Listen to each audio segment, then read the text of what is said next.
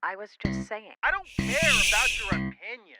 I'll tell you what I think. What's that you're saying? Would you just listen? I don't think so. Remember, ladies, one must not get one's knickers in a twist. Please listen. I'm trying to help you. Listen. I don't think so. Excuse me. I don't care. Hey! Listen. Shut up and listen.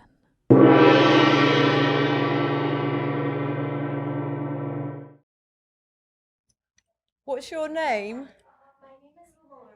Hi, Lauren Rachel. Nice to officially meet you. I was like, I might forget it, but I'm going to fucking ask at least because I'm going to ask. Thank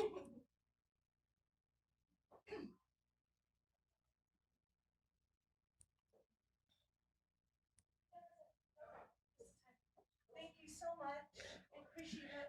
How long do we go for, by the way?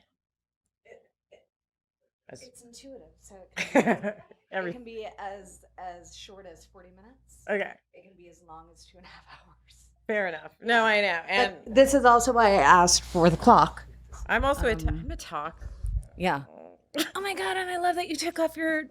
Oh, yeah, is that all right? Yeah. I'm like, I'll take off I my just like to shoes, be, too. I'll turn them over so we don't see the funky underside, but like, I like to be comfortable. And you know what, when I was getting dressed or ready to come over, I was like, you know what I like about this? I don't have to fucking worry about it. You know what I mean? Like, I'm going to slap on some makeup because, you know, it makes me feel better. But other than that, I'm going to wear casual, I'm going to do me. I do. Which I appreciate about you, because remember when you were on Alex's Yeah. podcast, it's just, that's what I like. Yeah. You know, because all the rest, like we save it for when we're fucking working and need to put all that shit on. I hear it. Listen, man. I hear you. Now, let me just push my tit back in. I swear to God, my fucking tits grew like a size overnight. I'm not kidding. You know what I'm saying? Do you know what I'm? You don't. Well, you got kind of. Well, you do have big boobs. No, I'll tell you what. Dude, I was a B until I was 33, and I grew into a double D. I'm like a fucking triple D, and it's hormones. We all know that, right? It's hormones. Because if my tits grew a size overnight, I'm like, something's going on in my hormonal profile right now. That's okay, though. I just was like, #blessed. I'm grateful. I love my boobs. Are you? I just tweeted the other day, like, I'm so in love with my boobs. I hate to sound like that chick, but like, I hate that I can't wear shirts and everything, and it's so hard to wear stuff, and I look 3 times bigger But you know than what? I am. I'll tell you what, though. I will not wear a bra. I will go out without a bra. You have that's no bra? No, this is. Oh, you know what? this is a Enjoy bra. fucking youth while you can, because these titties used to be up here. Oh, hey, how you doing? Oh, listen, this is your taken tits work. It's taken work. People have small tits don't understand what we're talking about. I know. But listen, I enjoy being a girl. I got you. Are we ready? Are we good to go? Okay. And do we get, because we're not going to wear headphones for this, if that's okay? Yeah. All right. Dude, trust me, I get it. All's well. You got it. I'll try to look for you going, Is this good? Okay. Yeah.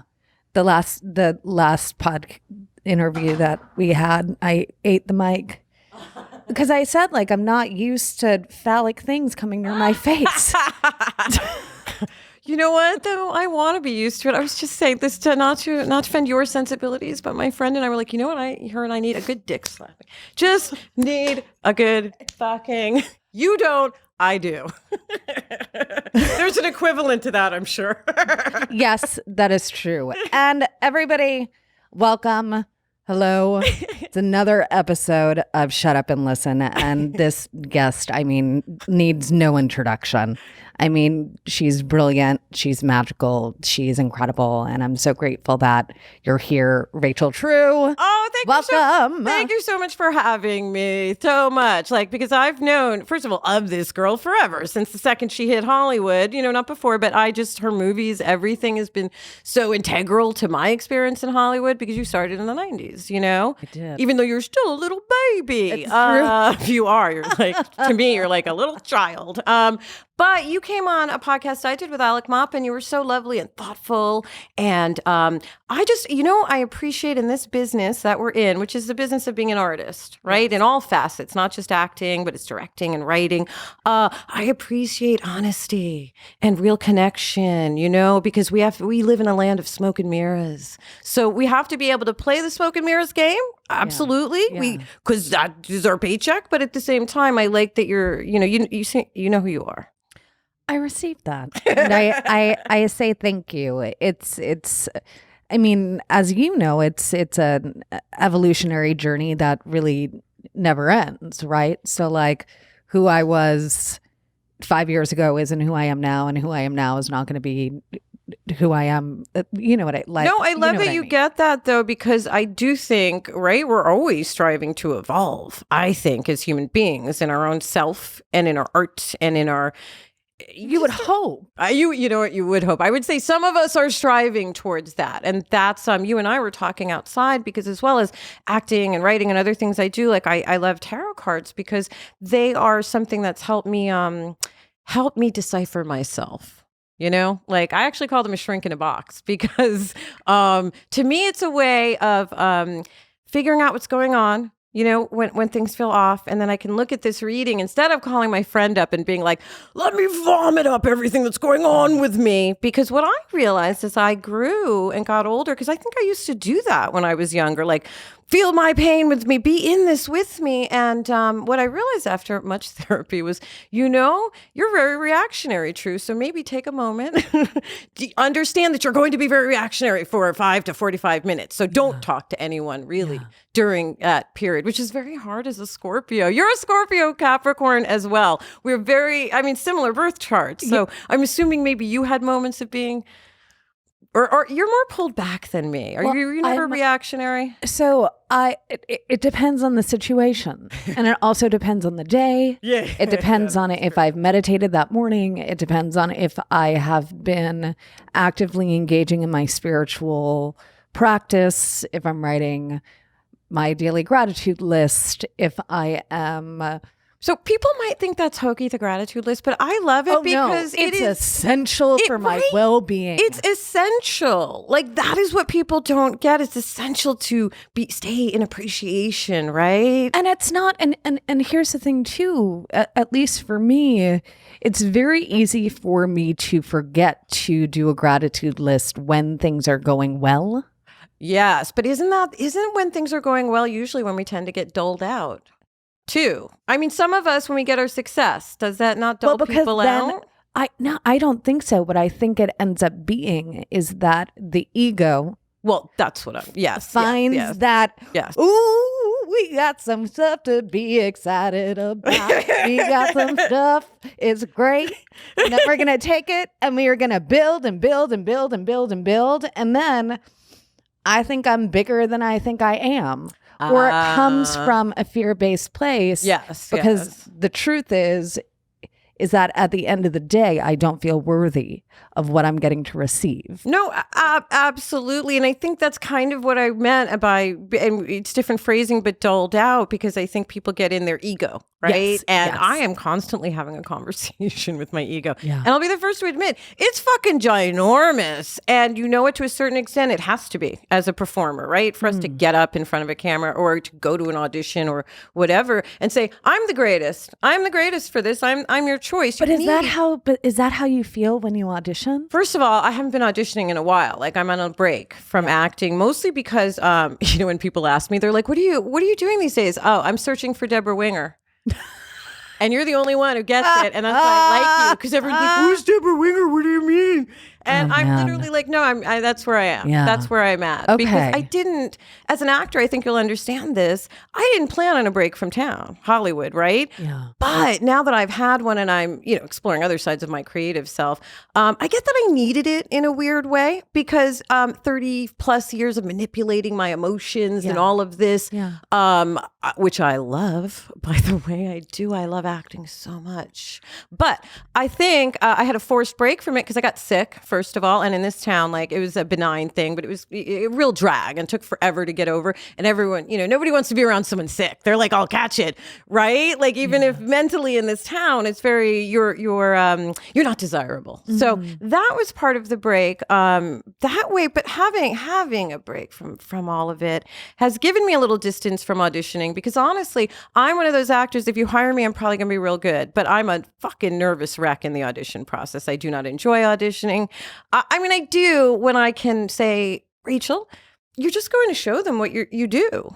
That's it. Instead of, I gotta book this, because that's the ego killing me, right? Yeah, it's the my fear. ego. I am a failure if I do not book this. Yes. So once I took that out of it, like for example, I did work on a show. I fucking love Better Things, Pamela Adlon's show, right? And they called me up out of the blue, and I'm writing a book. I sold a book, and so that's why I'm not focusing on auditions right now. Also, they were sending me up on grandma roles, which I'm not quite ready for it yet. Not the black grandma on the couch. Oh, son, we just got back from church. See, that's not fucking me yet. It will be in 10 years or more. I'm shocked by Girl, this. should not be. I mean, I literally, one of my last auditions was before Better Things was me going to this thing, and it was for like a rapper's grandma, and the producer literally looked at me and they go, "Why are you here?" And I said, "I go where they tell me to go," And they were like, next time, I said, I told them I wasn't right for this. And they said, next time, stand your ground. Yeah. So that's kind of why I was like, because also, as a performer, when you were constantly going in on things you're wrong for too, it's a shit feeling. I stopped. You did? Well, because here's the truth, right?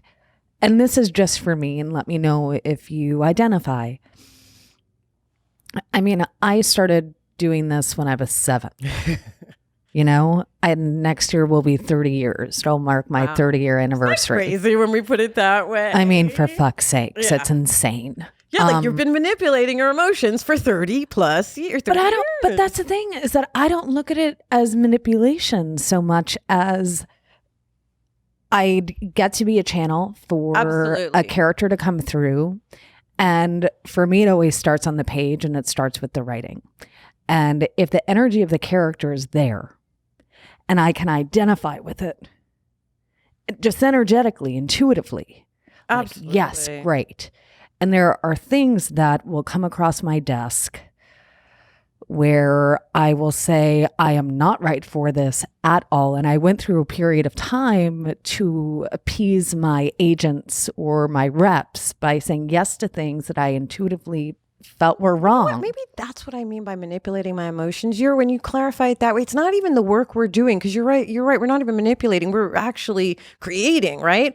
But it was all the other side of Hollywood, which was pleasing your agents and trying to make them happy, even though this is not what you want to be doing. And then they tell you you're nothing if you don't. And I actually spent most of my career with agents, and this is why I don't have a team right now, because I was tired of people saying to me, you're nothing and you're nobody, basically. And I was like, yeah, I fucking know already. I don't need my team to be reminding me of that, and recently, I mean, like last year before, I think I met with a couple agents, and again, what they said to me was, well, you're nobody and you'd be starting over from scratch again. And I was like, okay, I get that. I'm not delusional. I understand when you take a break from town, even if you have a fucking body of work like I do, you are in a sense starting over. But what I thought was, this is not how we're entering into business together. You should be excited about me. You should be excited to be working with me, not telling me I'm nothing, I'm nobody, I don't want that anymore in my life. I don't really have space for that in my life. So I'm sure you're with a team who's very encouraging of you. Well, I have a manager. And I also have a group of individuals that I am grateful. How Have you had the same team your whole career? No. It's some people do. If you're listening, some people do, but No, I most know. people we go around. You go to again where you feel like you're going to be best served.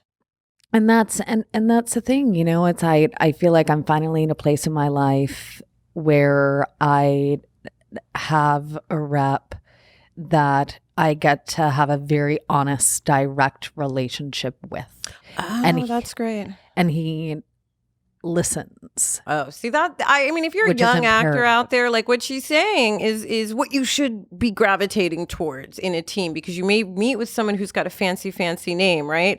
But if they don't have the enthusiasm and Exactly. the honesty that you need, you're just going to be lost in it. Exactly. And I got into not an argument, but a very heated debate with an agent. That's an argument because we're Scorpios.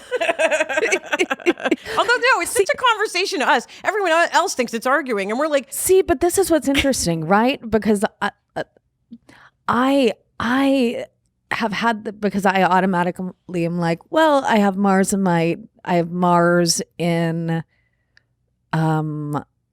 God, what do I have? you have Mars some in? air sign in you. But I know you. I have a lot of Yeah, I was air like, in you me. are, you're water, but I can tell you're so much more thoughtful than I am. Yeah. I mean, you know what I'm saying? You just take your time to think. That's air energy. I aspire to that. And I have Mars unaspected in my 12th house. So Venus in. Venus is in Scorpio. Oh yeah, mine too. In the 10th house, I have a stellium. So the majority of my stuff is in the 10th and 11th house with some spattering most in of my the 12th. stuff is in my 10th house as well. Yeah. Almost all the planets. Yeah. Just so you know. And by the way, I'm only just kind of, as much as I've been into all this stuff and tarot cards like you since I was like a kid, I'm just sort of learning about astrology.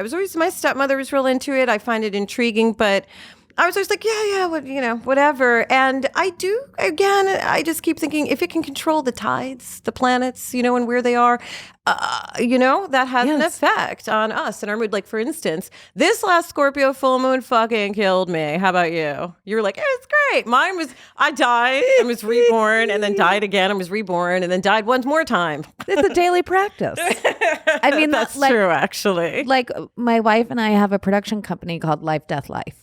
So you know exactly what I'm talking about. Absolutely. Yes. And there's Clarissa Estes. I can't think of it's a 3-word name, but she wrote Women Who Run with the Wolves. Yeah. See, here I go. Eating a metaphorical dick. And I don't even have a chin, so I don't even know how it hit that. I'm ready to lick it. I'm like this. It's been so long since I've actually, whatever. It doesn't matter. That's for my. Same. That's for me. Same. It's been quite a long time. Actually, wait, quick story. I gave last bunch of boyfriends I had, none of them like blowjobs. And I was like, that's fine. I have a very small mouth and a high palate. It's fine. Not upset. No, really works for me, dudes, right? So I gave my first blowjob in like, I don't know, 15 years last year.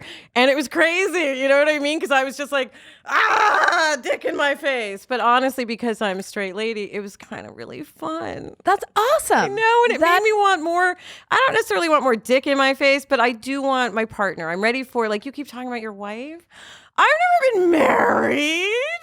I've not been married. Nobody wants to marry me. So I was like, Rachel, you can say that, and that's a victim-y space to say nobody wants to marry me, right? Mm-hmm. And that's why I joke about it. But the truth is, I never made it a priority. I always thought that a relationship would destroy my career, would really take up my time. And really? Yes. Because I was someone who. I what's it called? I transferred it to the wrong thing, right? Yeah. I put it on the career. If I do that, it'll stop my career. What it really was I needed to go into therapy and realize why I had like a mini nervous breakdown after every breakup, because that detracted from my career, not the dating. It was my response, right? So that's where therapy and tarot, and all this, but therapy and tarot and all that helped. So now that I've kind of set that aside, I'm like, no, I think there's some things you can only learn in concert with another person. Period. I've done much work on my own, but you have to bounce off your wife, right? Yeah, because and I feel that way with every relationship. There's, and this is just for me. Like my wife it's the most sacred relationship that I have. And it's different. Okay, so what made it so different? Because I bet at some point in your life you thought you had that before, right? Or did you not? Did you never think you had this before? Well, I've never got married before. I was engaged for 5.5 years, and I was in another long-term relationship. Neither one resulted in marriage. Gotcha. You know, and so I feel that there was definitely that space within that knows everything. That was like, no, like you'll know when you know. Oh, gotcha. And I knew in a moment. Really? I knew in a moment. It was just like, oh, fuck. But not in a like Not- love at first sight, like fairy No, tale moment. no, I know you're talking about. So what's the moment you're talking about? Because the rest of us get all caught up in that. Oh, that either looks attraction or just, you know, I've been around somewhere where the energy was just so strong. Like, okay, you know, I did a thing on an Instagram live on twin flames because I just listen. I believe we have. That there's someone who's meant for you. I just don't buy into the whole limerent state of staying in abusive because that's your fucking twin flame. That's bullshit. You know, it's a trap, I think, for codependents and narcissists. But at the same time, when you say, I just do, I'm like, oh. And well, here's the truth, right? I hope that our marriage lasts for 40 or 50 years. That is my hope. But I know that nothing is guaranteed. Like not even whether or not I'm going to be alive by the end of the evening. Absolutely. Like nothing is guaranteed. Right. So within that, at least for me, you know, I have done a lot of work on myself, and each relationship has lent itself to the opportunity for me to see the darker side of self and the lighter side of self, has allowed me to get clearer in terms of what it is that I desire versus what I don't. You did that through therapy, correct? Did that through therapy, did that through, I think, just desiring to be conscious and also wanting aware. a little more peace too, I'm sure, right? Just because I think your energy from doing all this work has got to have come less in the air and more in the middle, right? Yeah, and also, you know, I've talked about this, you know, quite a bit. You know, psychedelics were very helpful for me. Did you do microdosing or did you do just full on? So I had an experience where I was going to a therapist back in 2013, and I was going for a specific reason. I was in a deep depression, suicidal ideation, and we had done some work. And we got to a point where he said, I think we've hit the ceiling, but I feel that ayahuasca might be very helpful for you.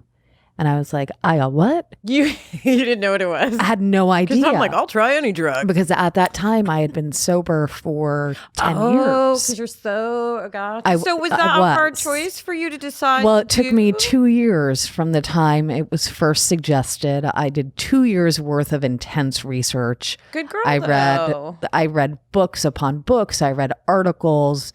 And I saw how helpful this indigenous plant medicine was for veterans suffering from PTSD, women that had suffered from PTSD due to sex trauma and assault, people that had suffered with alcoholism or chemical dependency, people that were just like me experiencing depression and absolutely. We're going to talk about ayahuasca because I'm fascinated with it. But also, has anyone talked to you too about gut bacteria, right? And its connection to the brain and our chemistry? No. Girl, it is part of it's part of the missing link. Because when we talk about gut instinct and all of that, like I actually wrote a big article, and I'm like you, I'm a little detective. I'll research stuff, right? And I'll annotate it with doctors' studies. So I'll pass this to you, but really quickly for the people who are listening, they're putting together the correlation between, without the right gut biome bacteria, and because our diet is so fucked here, you cannot be happy because serotonin, and I'm not saying it's going to cure, right? We all have different things things going on, but serotonin is produced in the gut, 90% of it, and sent up to the brain through the vagus nerve, and you have to have the right gut chemistry to process it. And also for my friends who are on, antidepressants and pills and things, which are great, they need them. They wipe out gut bacteria. So we want to make sure to add in a probiotic and things like that. And this is part of what the path I went on when I got sick, because I went on antidepressants and was put on Klonopin, and it turns out I had just a Klonopin, is fucking heavy duty. You know what I'm saying? Like, I fucking didn't need that shit. Okay. They put me on it because I had a severe hormone imbalance. I had zero progesterone, which is the feel good hormone, and too much estrogen by the size of my tits. So anyway, I had to blah, blah, blah, blah, blah, get all that balanced. And I'm only speaking on this because I want my friends out there who are also, maybe they are, bipolar and on a med. Great. Keep the med, but add in some of these other things to make a more well-rounded mental state. You know what I mean? Because I'm someone who used to be on Xanax and all these different things, but I have a brain chemistry that didn't need it. That's the truth. Like, some people have different brain chemistry than me and should stay on their meds. I didn't need it because I remember going one day, I need to be feeling what I'm suppressing right now. I do. I need to be feeling it and thinking it. And it was very helpful for me. Now I don't take anything. I'm like so granola. I don't even take Advil. But back to ayahuasca. I have not tried it yet. I'm very interested. I've had a lot of people do it, right? Some are doing it just, hey, you're not of ayahuasca. Most people I know are doing it the way you did, though, a guided journey. Because you clearly did it with a guide who was not on ayahuasca, right? I went down to Costa Rica. Oh, you did it the real, you went down there. Because for me, I'd reached a point in October of 2015 where I was in an incredibly, incredibly dark place. And I just said, all right, universe, if I'm meant to be doing this, bring it. Can I just say that your energy is really even lighter than when I first met you? Like, it is. Thanks. It's like, not that you were heavy then, but you were, and you're zinging up here. So that's love. And it's also drugs, ayahuasca. So you did it down there. How was it to do it with a bunch of strangers? I'm petrified of that. I just don't want to, I'm not a control freak, but I guess I am a little bit, Well, here's the thing. For me, that was the last stop on the bus.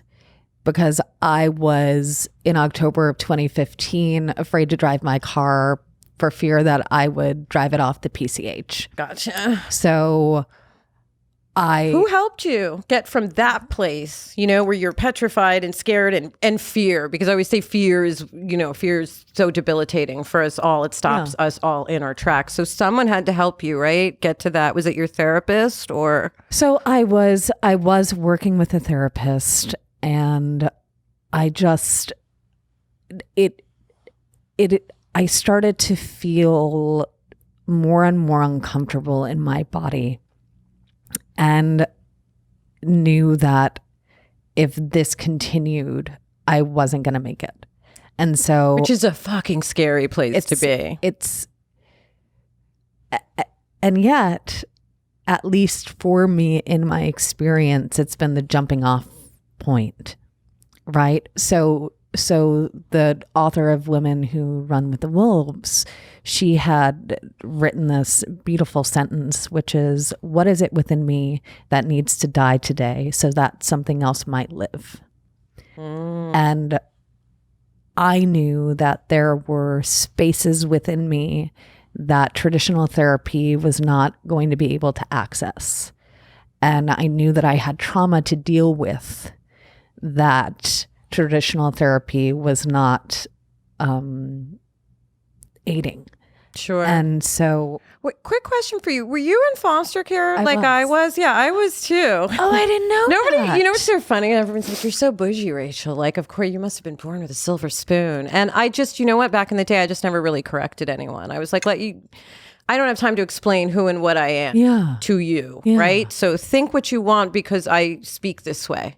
Right? But you know nothing about my story. I mean, I was there from 9 months to 4. So those are some pretty big years, right? In terms of, bonding and da-da-da-da-da Yes. and all these things that we're going to therapy for now, Yes. right? Yes. But anyway, just to interrupt to say that, because I always thought that was interesting about you, that we had the similar birth chart, and then we're also in therapy, but also with, I didn't have any connections in Hollywood. I don't know about you, but I just came and made it. You know what I mean? Like I did it without nepotism, and I want to pat us both on the back, right? For being kids who came up from whatever. Yeah. And that's the thing that I feel is, you know,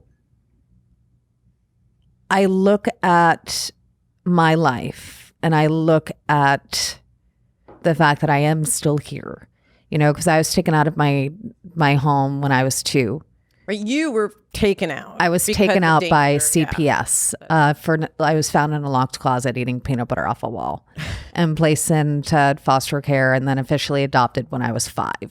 So you were from like 2 to 5, and then you were adopted by non-relatives. Yeah, by non-relatives. I was Did everyone read her thing about meeting her mom? It's fascinating. Oh, I thought thank it was you. so well written. Thank you. So interesting, and just I get it.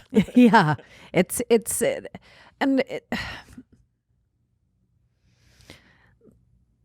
I've been meditating a lot about my story, about what that looks like, how my ego can use it, as you were talking about earlier, to stay in a victim stance or a real defensive stance. And also, It's a Scorpio place to be defensive, I think, sometimes, you know? yes, We move out of it as we grow, though, I think. yes, it's going from the scorpion to the eagle to the phoenix. Yeah. But I said this to my friend, like part of it is just that like I hate being misunderstood. So I feel like I end up being defensive because somebody's regurgitating back what they think I've said, and they're wrong. And so and I struggle with that so much. And the thing that I heard was it's the seeking to understand rather than seeking to be understood in this way, at least for me, where it's getting to have conversations with individuals where it is a call in versus a call out, and getting to advocate for self and be brave enough and feel courageous enough to sit in my truth with love and set a loving boundary. Yes. This is what you missed. This is what I'm saying. Right. Because I also recognize, But saying it a loving way rather than a and sometimes that's needed. Oh, And yeah. sometimes But sometimes fear is needed. Like when I don't really do readings for other people anymore, but when I was, one thing I used to say was because fear is so ubiquitous, right? But it's part of us. We would never want to banish it, actually. Fear has saved my life a few times, hasn't it? Like I didn't get in that car with that drunk person. I didn't do that. But my question is this though, right? Is that fear, or is that Well, that's gut instinct. It's intuition. It's gut instinct, what we're talking about.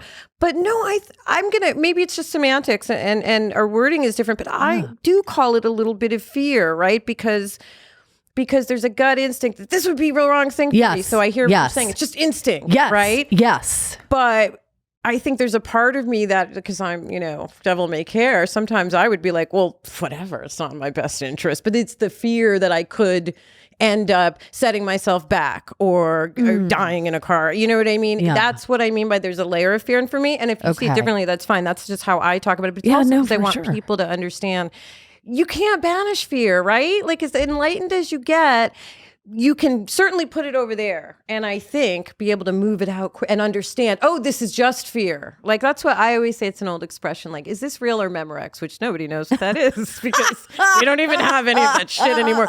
But by that, I just mean, is this really your intuition? Yeah. Or is this a fear reaction? So yes, they are two different things, and I say, because I like to describe things as high vibe and low vibe.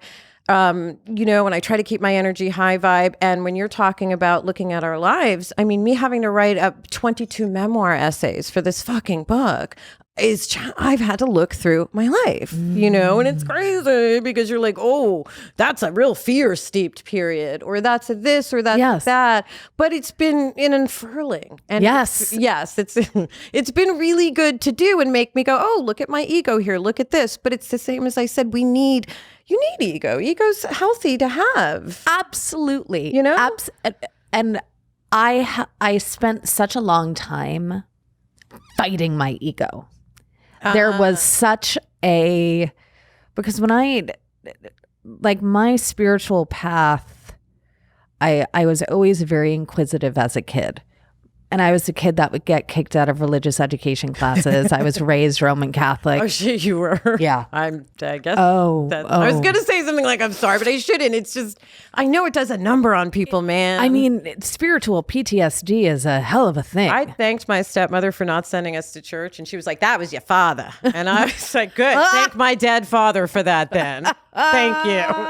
Really, because I don't have a lot of the hangups that my fellow brown people do about religion. Like, I don't have a Baptist, but I don't think I'm going to burn in hell. I may not. Is there one? I don't know. I'm agnostic, I suppose. I'm more Jewish than anything, to be honest, though, because that's what resonates with me. When I think about the tenets of it, they make sense to me. Whereas the first time I went to a Catholic church, I was like, oi, I'm tired of the standing and the sitting and the thing. Yes, but ritual has its place too. That is true. It's the rest of it. It's the dogmas killing people out there. We're killing ourselves over this.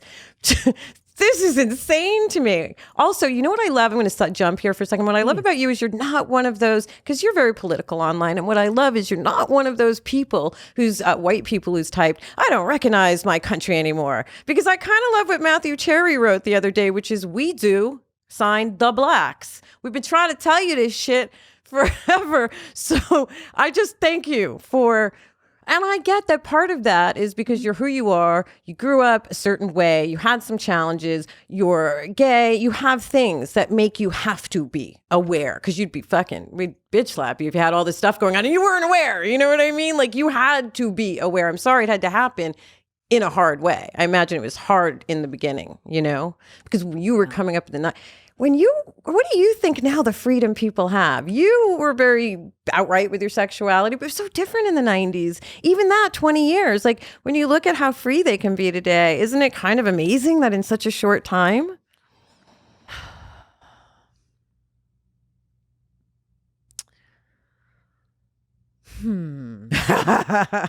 Or are you tired of young people telling you how to live? Because I get a little tired of that. Like, somebody tried to explain, my 16-year-old cousin put up a terrible picture of her tit, right? It was just awful. And I was like, listen, honey, if you're going to put up a picture of your boob, just make it beautiful. Nudity is beautiful, but it should look artistic. It should look like it should be in a museum. We were talking about art here. And she was like, you just don't understand. I'm fluid. And I was like, honey, first of all, you think you're the first fluid bitch that ever rolled around. You think you're the first girl to fuck your best friend. Have you not read any Plato or any history or anything? So I don't like it when they explain the obvious to me, but I also understand the enthusiasm behind it because there's a freedom they have. And I feel it's I'm like, did I tell this story on here? Maybe I didn't. It's like I can sometimes barely remember my name.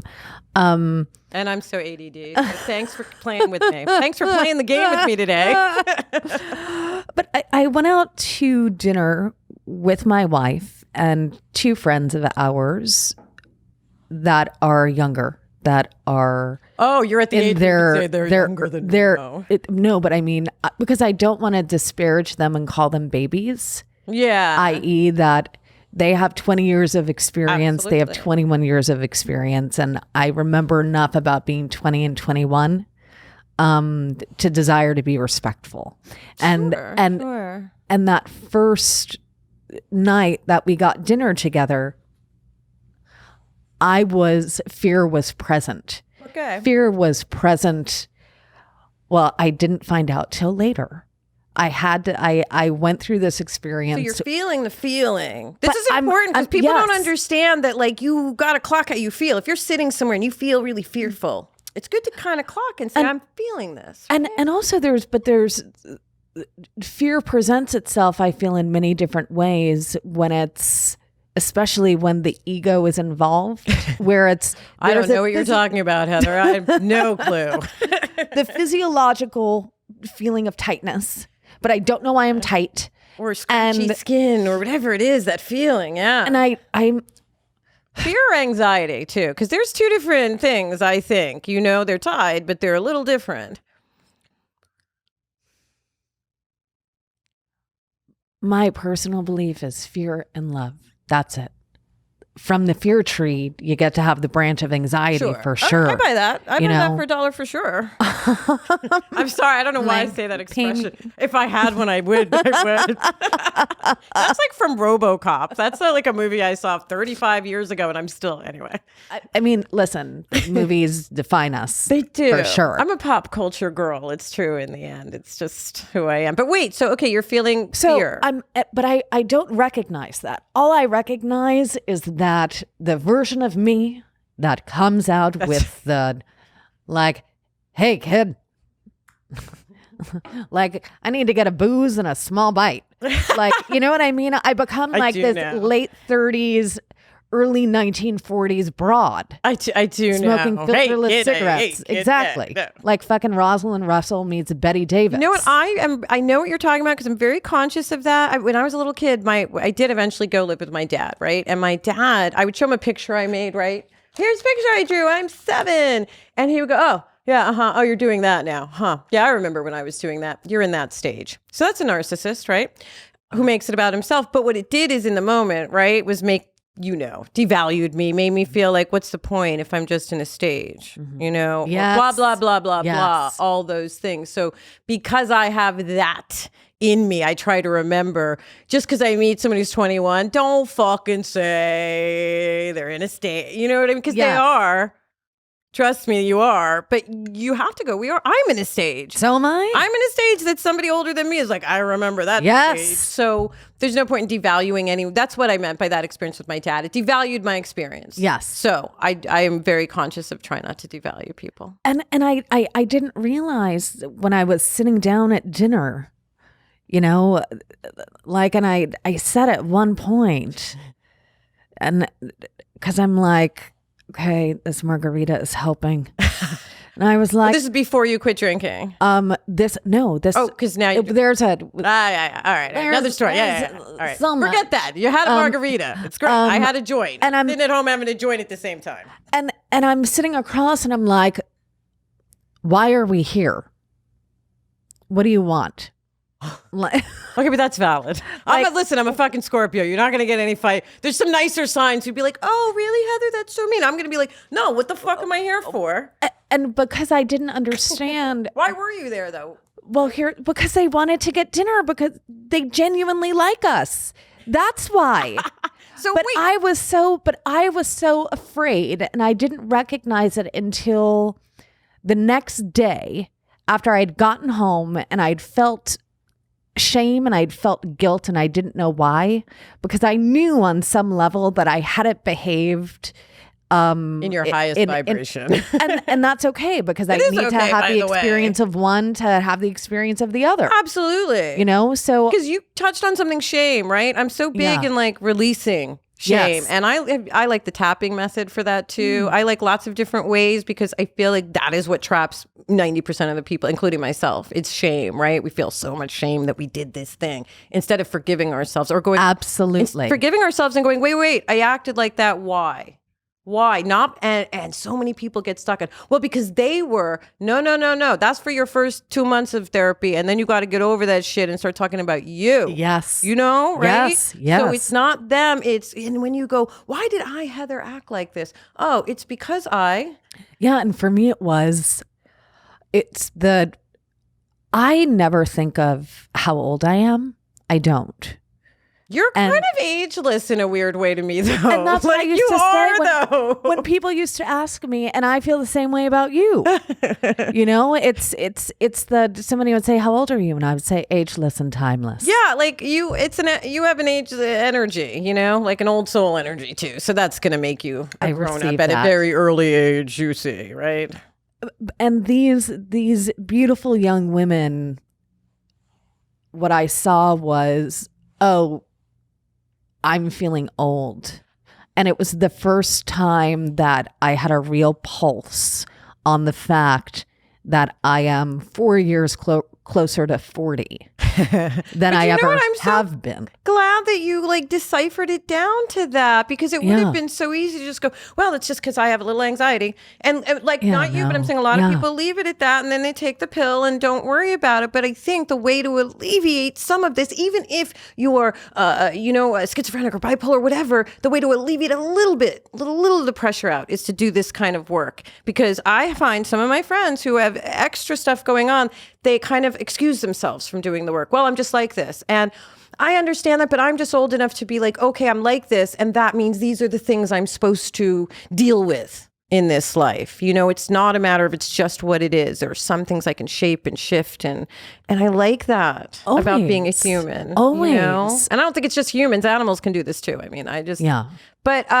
back to what you were saying about age, it's a tricky thing, because my illness happened right at a point where I was fucking getting old. How old were you? So I had finished my sitcom and I always play 10 to 15 years younger. You know what I mean? I remember my last college movie. I was like, Rachel, you're 20,000 years old. I mean, and I still could have played another one, right? But I was like, oh, honey, it's time to hang up the fucking, cheerleader outfit. And that was a weird thing for me too, because I was like, what does this mean if I can't play young anymore? That was a fear, right? And then, so my sitcom had ended, my character was probably 30 and I was 41 or 2. Okay. And then I got sick, right? So it was, here's what I want to say. Some of my biggest fears came to fruition, and those coming to fruition helped me get over them, right? Because when I was a kid, my stepmother was an actress in New York, theater actress, and very cold, but, we get along great now. Very cold woman back then. But, she had told me when I was very young, if you don't look up to that actor, when you're an actor, you just don't work for 10 years. You have your thing and you don't work for 10 years. And don't you know, I recreated that basically. That's exactly what happened to me, right? Yeah. It was embedded in my subconscious from her, but then I created it, and then it happened because I thought as an actor, if you don't work for a minute or more than a year, whatever it is, your personal threshold on that, you're dead. You die. And I did die, right? But then I came back to life. But I think a bigger, better, faster version of myself, because now I'm more comfortable when I do go to an audition like we talked about before. Now I'm like, fuck it. I know what I'm doing. I've been doing this for 6 million years. I'm pretty good at what I do. Yes. Maybe not everything, but I'm going to try, So I like that about having to...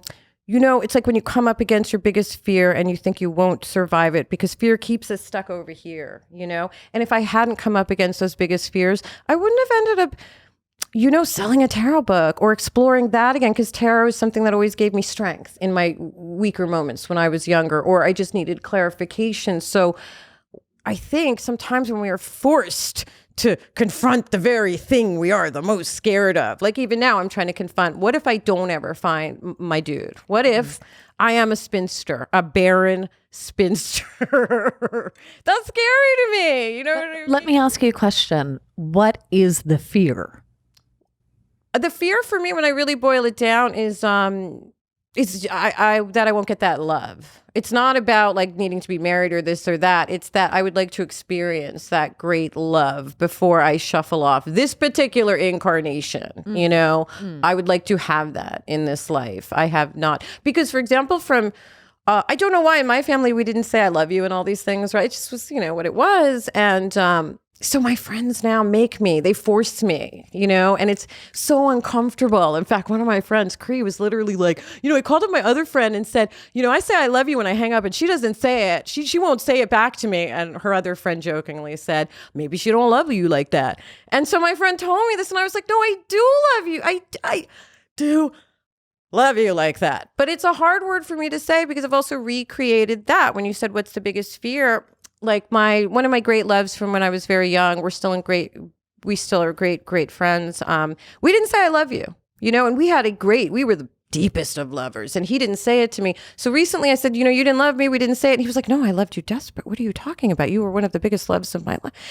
And so I had to take that in and go, oh, I did receive love, actually, even though it wasn't the word, right? Yeah. Because I spent all these years going, well, they didn't say the word. They didn't say the word. They didn't say the word. Rather than going, okay, they didn't say the word, and that sucks and that hurts, but we had so much love. So trying to appreciate, things like that and understand it's not always going to be the way in the vernacular I want, right? Yes.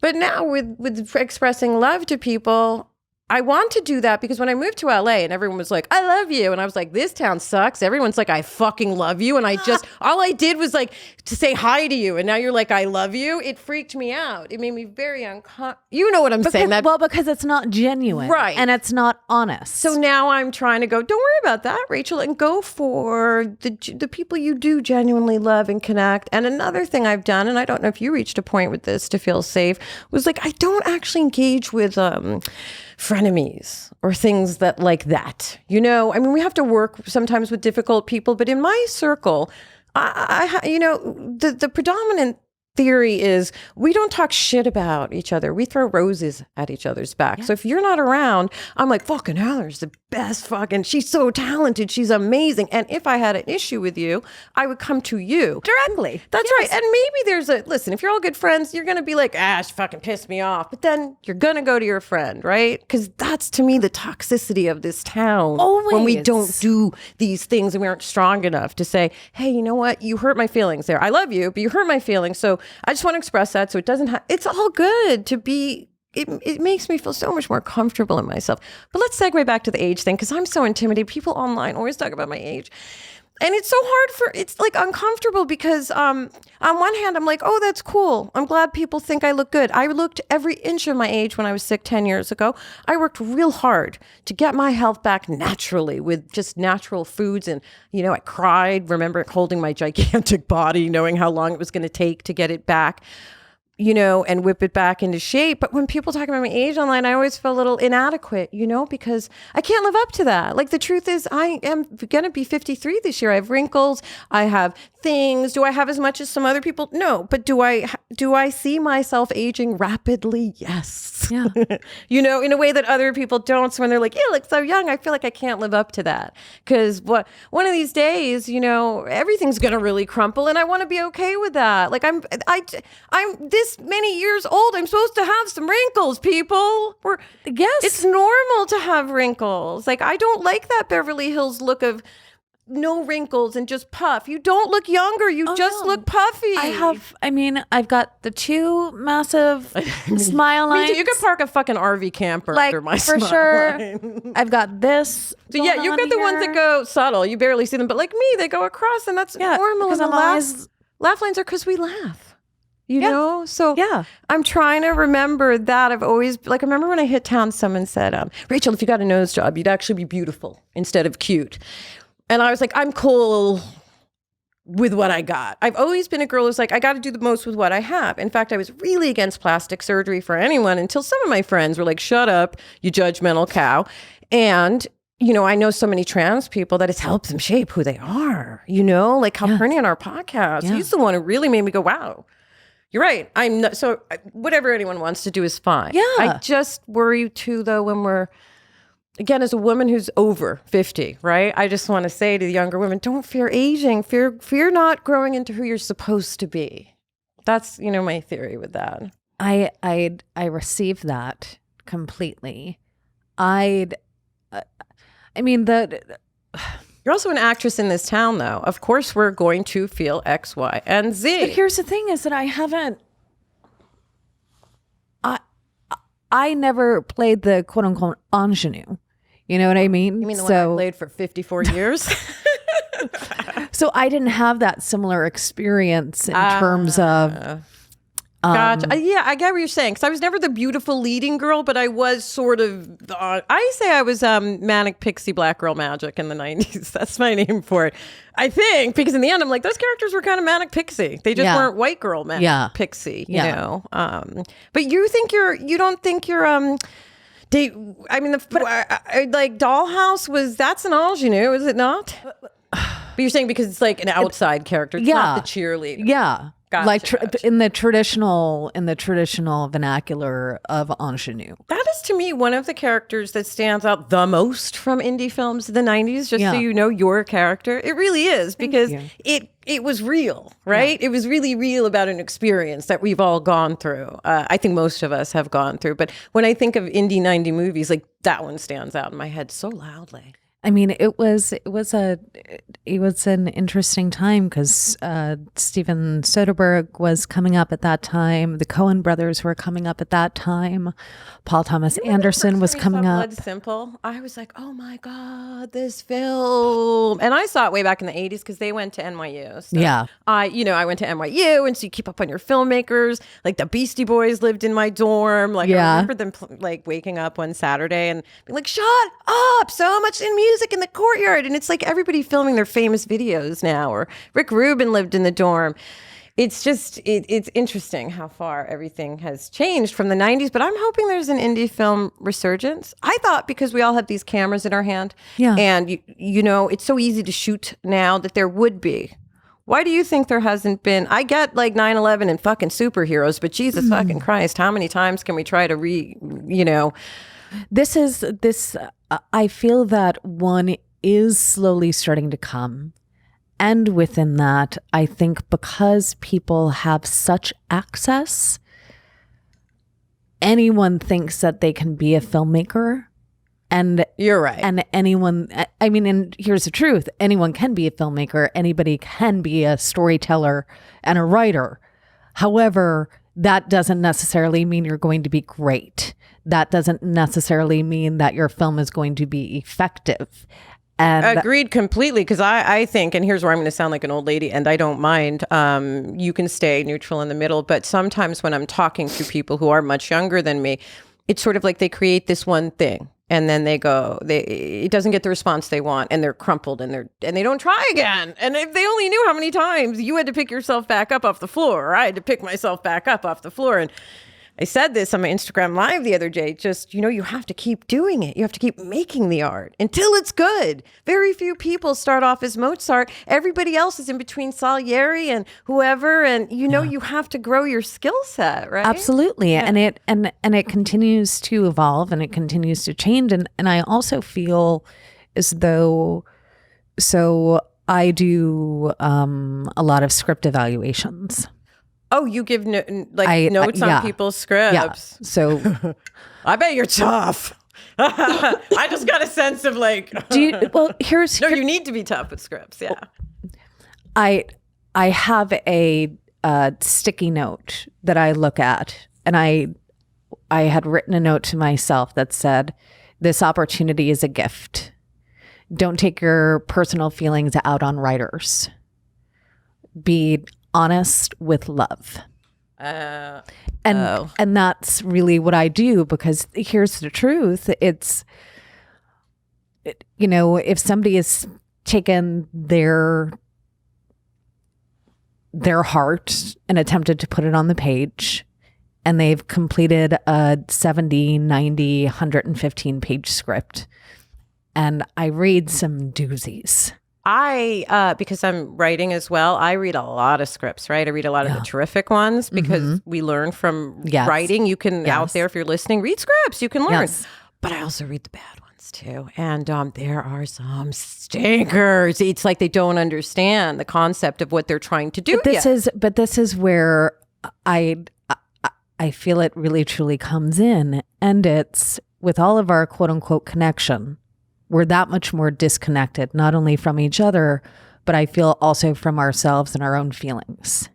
And being able to, like I had said earlier, when I read a script, it's either on the page or it's not. I either like emotionally and energetically resonate with it or I don't. And if you are literally completely surface with your feelings, or you don't know what they are, and they're completely up here in your head, and you're not willing to dig deeper to get to the fucking truth of who this character is, what their motivation is, right? And I feel most people are too afraid to do that, so they don't even think to do it. Do you think that's what it is? They're too afraid? Because I just assumed it was because they didn't know a thing about what they're trying to do here, which is write a script. You need to know you need to understand the structure and the things and how things need to unfold. And I'm not saying save the fucking cat, but I'm saying understand that certain points need to happen in your script. Absolutely. Absolutely. They don't need to be formulaic like the Save the Cat, which is a book. But there's a reason that was successful because it showed people there were points to hit. But within that, though, at the end of the day, all scripts it's about people and their reactions and responses to situations. Yes. Yeah. And to life. It's either looking within, looking without. How does somebody go on that emotional journey?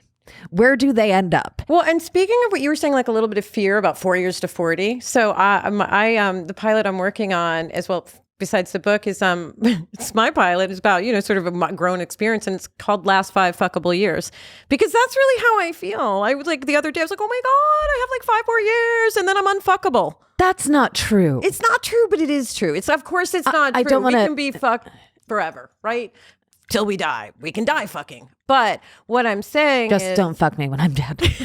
No, do not fuck Please me don't. after I die.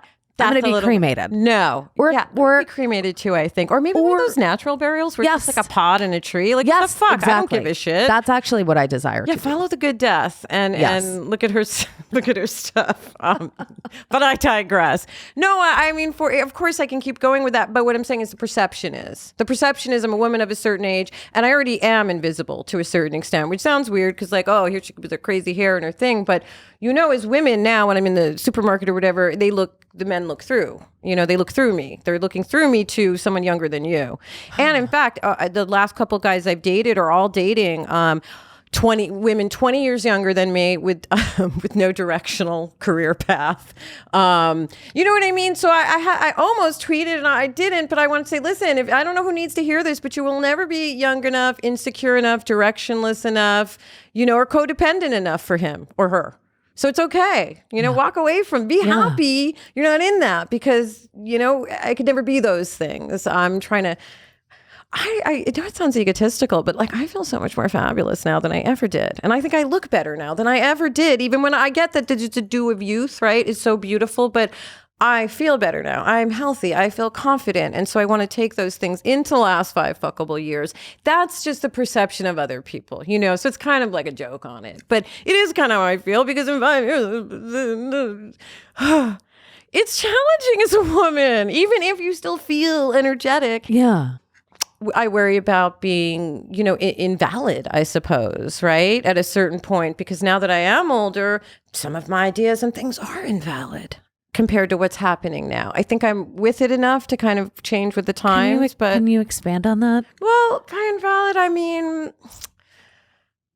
I think if you grow up as a Gen Xer like I did, you're a millennial, right? Ish, you're in between the Gen X. I was born in 1982.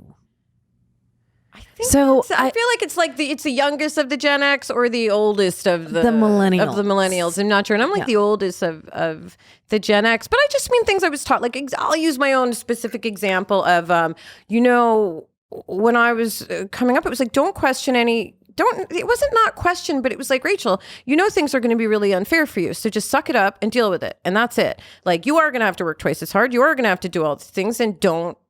That's it. So that's probably why people don't know my story about being in foster care, because the last thing I wanted people to do is think I was using that to ... In fact, I dated someone for a split second and then I told him, shared some of those things. And then he wrote a song about how I was blaming the system. And I was like, oh, that hurts because I feel like people like us who've succeeded, who've come out of it. And by the way, I had real nice people I live with. So I was very fortunate with that. And I didn't even know I was in foster care, by the way, until about 10 or 15 years ago. My sister goes, when you were in foster care. And I was like, huh? And she's like, yeah, when you and your brother were in foster care. And I was like, what do you mean? And she's like, no, when you were in foster care. I was like, no, that's just when we lived with those other people. And so egotistical at that as a small child. I remember thinking, why are these other people coming in and out of my room? That's what because you're a kid. That's what I thought. But also, I was still a kid, not even living with my parents, looking through the back of the New York Times, in the real estate section on the weekends in the color Sunday section. And I would go, oh, yes, the place to get a castle is Scotland. They're cheaper there. That's me as a 4-year-old. So that's just who I was going to be, right? Like an asshole with big dreams, no matter where I was coming up from. But so anyway, deciphering some of those things, or that being a Gen X woman and not having anyone, not having a mate, deconstructing that. I'm still fabulous and a whole person without that. So when you asked about that earlier, it's not that other person will complete me. Yeah. It is that isn't, I like experiences. So I would like to experience what it's like to feel safe.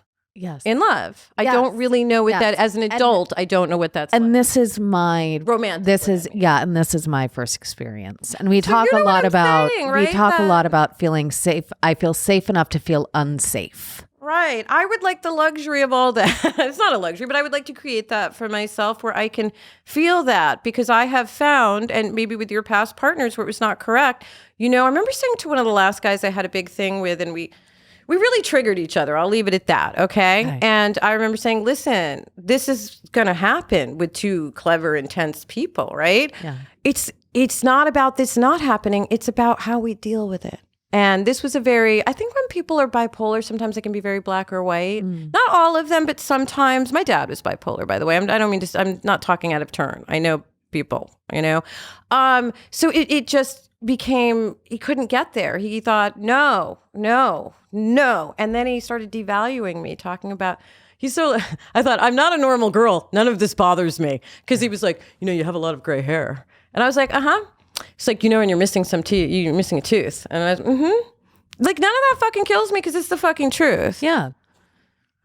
I can deal with it. You know what I mean? But I was like, oh, now you're devaluing me and you're pointing out where I'm not of worth. So and would it just come out randomly, or would it be in response to something? No, it was literally, we're just walking down the street. He was like, you have a it was like, I think this is, again, I've studied this for my book. It's personality types. I mean, I think it's more a borderline personality thing to split someone black and white. To go from, I love you and idolize and worship you, to you are the worst person in the world, I fucking hate you. You've had dynamics like that with people, right?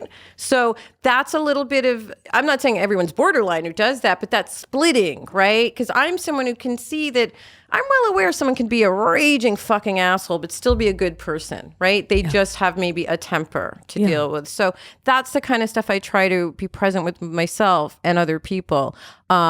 But that's why when we were talking about releasing shame, I think it's so important, because I know with people I know who are bipolar or borderline or whatever, whether it's friends or parents or whatever, it's the shame pile. The shame that's stuffed down into their lower chakras that blocks everything up. So for me, I say, yeah, I get it, but release the shame. I'll tell you what my big guilty thing is, though. Maybe you could help me with this one, especially when I was working a lot and making a lot of money. And I love money. It's security, right? I mean, not like I love money. I love security. So therefore, money is super helpful to have that security, right? Ma'am. That's what I mean about it, because it's not a love of money; it's a love of feeling safe. Yes, right. But I remember when I was making a lot of money, and I would go into the supermarket or whatever, I would feel so guilty and bad, and there's no reason for me to feel this way, but guilty and shame, because the woman behind the counter was like my age or whatever, and I would just go, why is it that I ended up in this better position? Why is it I have... But here's the thing too, though, right? It's the question of who's to say that you're, quote unquote, in a better position. I agree. But that's what I was going to say. It was a little bit of ego on my, it was a little bit of ego on my part, absolutely, to assume that. But what I'm talking about is like, you're an energy. I'm sure you read energy too, right? Mm-hmm. So what I'm saying is not like if I go into the store and there's someone who's super happy, I'm not going to think twice probably. No. It's when I am passing the money to someone who's clearly so sad or way down. Now, it's presumption of me to assume what they're sad about, right? Mm-hmm. That's my ego. But I'm trying to disseminate, like, was I feeling that way, guilty and bad because it's mine, or was I picking up the energy of the other person, which is why I like tarot work, right? Because it's made me super aware that I bet you're a little psychic because I know I am. You know what I mean? I've always been able to pick something out of the air and say it to someone. Even the other day, I got to learn to control it better because I was talking to my friend and I said some expression I've never said before. He was talking about his sister had a really hard time recently. And I said, how are things standing with her now? And he goes, she's in a wheelchair. So I was like, I've never used the expression, how are things standing? So I know I was picking, right? I'm picking up on a thread of something. So I'm trying to use my powers for good now. But I think I've always been very intuitive, even as a very small child. I was very intuitive.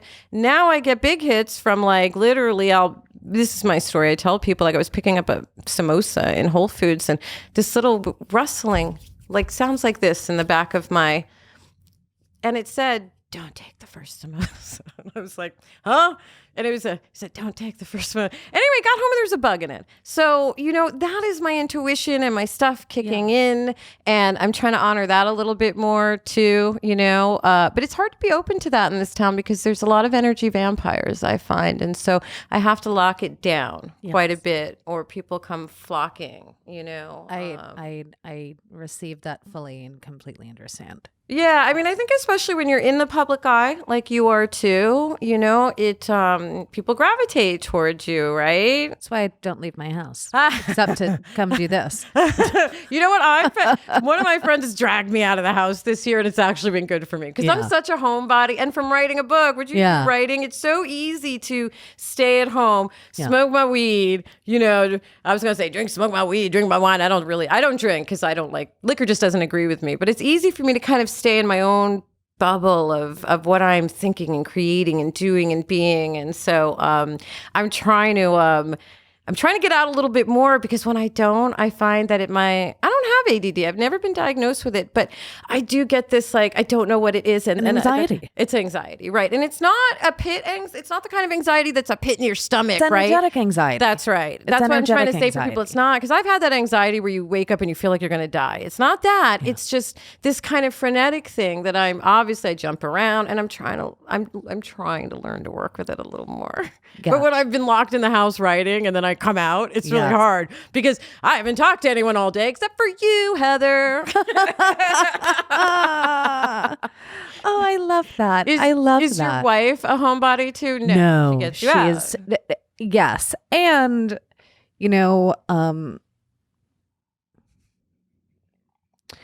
I'm also very grateful that she gives me the space to learn things on my own. I think that's so hard to do, but it is the number one way to keep your partner. From what I've seen, again, like I'm a detective, so I'll watch my happy couple friends to see.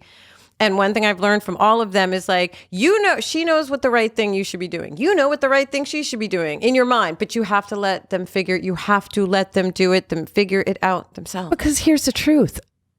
I don't. I don't know. The second that I think I know something, I find out I don't know shit. Well, you know what I mean? Yes, I do. So I think that's my only judgment about a 20-year-old these days. It's like, that's when I have to remind myself not to be like my dad, because I do remember when I thought I knew everything. And I know that they think they know everything. And I think it's okay. You should. If you can at that age, when can you, right? Yeah. And that's the truth. It's the older I get, the more I recognize that the only thing I know for sure is that I know nothing. Really true. Agreed. And by the way, when you were asking, like, what's some things that Gen X women has to decipher, it's like when #MeToo, when all of that came around, I was like, it's interesting for women my age, because there's a little bit of like, I know younger women were looking to older women and judging how they were responding. And I was like, hey, wait a second. Like we had to suppress this stuff for so long. We had to deal with it, suppress it, not talk about it. So it's taking some of us a little longer to unpack it because we're further away from it than some of the people in their 20s. But, it was all very triggering for us. Like I was on the Cosby Show set, and when one of the girls came in and was like, I went to his house and I was there. I heard it all out of her fucking mouth, and I've had plenty of my own experiences. I don't know one woman who has not been date raped or attempted date raped. That's just the truth of being a Gen X age woman. And so it's a lot of stuff. that we've pushed down, And so again, I'm not like some of the old baby boomers who are like, it's your fault if you go to his house, honey. That's fucking wrong. Yeah. But I was taught that by my baby boomers' parents. Yes. Now, I agree, though, that I do not go to a man's house after 11 if I don't want to sleep with him. I see their point. Now, should I be able to go and not be raped? Absolutely, though. But it's stuff like that. I don't ever sit and look at someone and go, that's your fault. So I remember back in like 1990 when the girl came into the Cosby Show and said that, I do remember thinking, oh God, I wouldn't have gone to his house at midnight because, I didn't say that to her, but I thought this. And I copped to this in my book because I have to acknowledge that that's what I thought. It's because I was taught that, but it's wrong, That's not correct. She should be able to go. And also, I wasn't taking in, I was very young. I was in my early 20s, and I wasn't taking in the imbalance of power. She's on his fucking TV show. He says, come over to his fucking brownstone. You're not going to say no because you might get fired. And that's that. So, and I think you as well, coming up in the 90s, we dealt with a lot of, imbalances in these sort of things. In fact, some of my friends and I are like, gosh, maybe that is what happened to our careers. Like we were the girls who, it was clear we weren't going to blow you for X, Y, and Z. It was just, you don't even have to know me and have me say that to know I'm not that girl. Yeah. So we wondered, like, were we cut out of certain things? Did we not get those jobs? Because for all the girls, I always say this, for all the girls that, came out and talked about Harvey Weinstein, there were a lot of other girls who were wondering how their rent was going to be paid this month because they accepted the deal, right? And I'm like, not even judging that. Like, everybody do your thing, man, whatever you need to do. But that's the truth, that a lot of women do still fall under that. And in some ways, now that I'm a grown-up, I'm playing around more with makeup and my sexuality more than I ever did when I was younger, because I was fearful that putting this out there would attract that kind of thing, right? And I was just scared. I also thought it was really easy as a woman. I thought, it's so easy to put on lipstick and push your tits up and get some attention that way. That's easy. Anyone can do that. And that's a bit of a judgment too, that I need to unpack as well. You should be doing that at that age, but I kind of didn't, because I just thought it's easy. Anyone, we all have tits and we all look great. We're all 20 and shiny. Yeah. We're all so beautiful, all of us, that seemed the easy. I thought, no, I want to impress them with my brain. Sure, Rachel, except, you'll never have that young body again. So I probably should have had a little more fun with it. But I think unpacking those sort of things, or even with sexuality, I remember at 17, this girl saying to me, oh, well, black girls, they fuck all the time. And that's all they do is they're easy and they're loose and they fuck everybody. So I certainly not repressed, trust me. But I know there was a couple years there where I was like, no, you have to really work hard to get in this fortress, because I'm not that girl who is going to fuck you because, yeah. And all that was so silly, because in the end, when I looked around, y'all white girls is crazy. I'm going to leave it at that, but I'm just saying, people do interesting things. And also, when I was very young, I was shooting a movie, one of my first films out here, and we were just hanging out afterwards, and I think we smoked a little pot, and I was talking to the guys, and this one other actress leaned over and go, why are you being so sexy? And that was my awakening to, when I am feeling, because I'm not even flirty, I'm just me, right? But when I'm feeling good and in my power, it's threatening. And that's what I was going to say. It's the power. It's the power. But that's also why I think the craft was successful, because it's about women getting their power and it's an analogy for sexuality, really, the witchcraft, right? Yeah. So I think it wasn't that I was afraid of my power. I've always known I'm a fabulous, powerful being. I really have. I mean, I do. I think I'm kind of special. I do. I think everyone's special, though, right? Like, everyone has that. I was just aware of it. But I really did suppress that. And then if you're a black chick, frankly, who's playing the sidekick you're the sidekick to everybody white, they want you to shine, but not too much. Does that make sense? Like, yes. You can't outshine. You know this because you played the black girl role. But you know what I mean? Yeah. In a sense, you did. Like, you're in the main character, but you're the side, right? Yes. And so and usually, let's be real, sometimes the leads, I'm not talking about any projects we've done, but sometimes the leads are boring. And you're there to be you know what I mean? To make it more interesting, because you've got a really pretty person over there who's maybe not as charismatic. Yeah. on camera. Yeah. You know what I'm being Yes. a fucking cow talking about this. But it's kind of true. When you're the sidekick, you are that. And I just was always like, oh, I don't know how to maneuver this, because when I'm really like this and feeling my oats, then I'm basically called an uppity nigger. And I don't like that, Like, I don't like being considered that I'm uppity because I am confident in myself, Yes. right? So I Yes. think at this age I'm at now, which is an advanced age to be working on it, just trying to figure out like how to be me without being an asshole. Yeah. But feel all that is, because I'm sure you knew you were fabulous and special and destined for things, didn't you? No. Tell me, come on, girl. No, You this is didn't? no, Really? really, Not with those shiny eyes? no, Really? not at all. Oh, I guess I'm the only asshole with a big No. Here's the thing too. It was.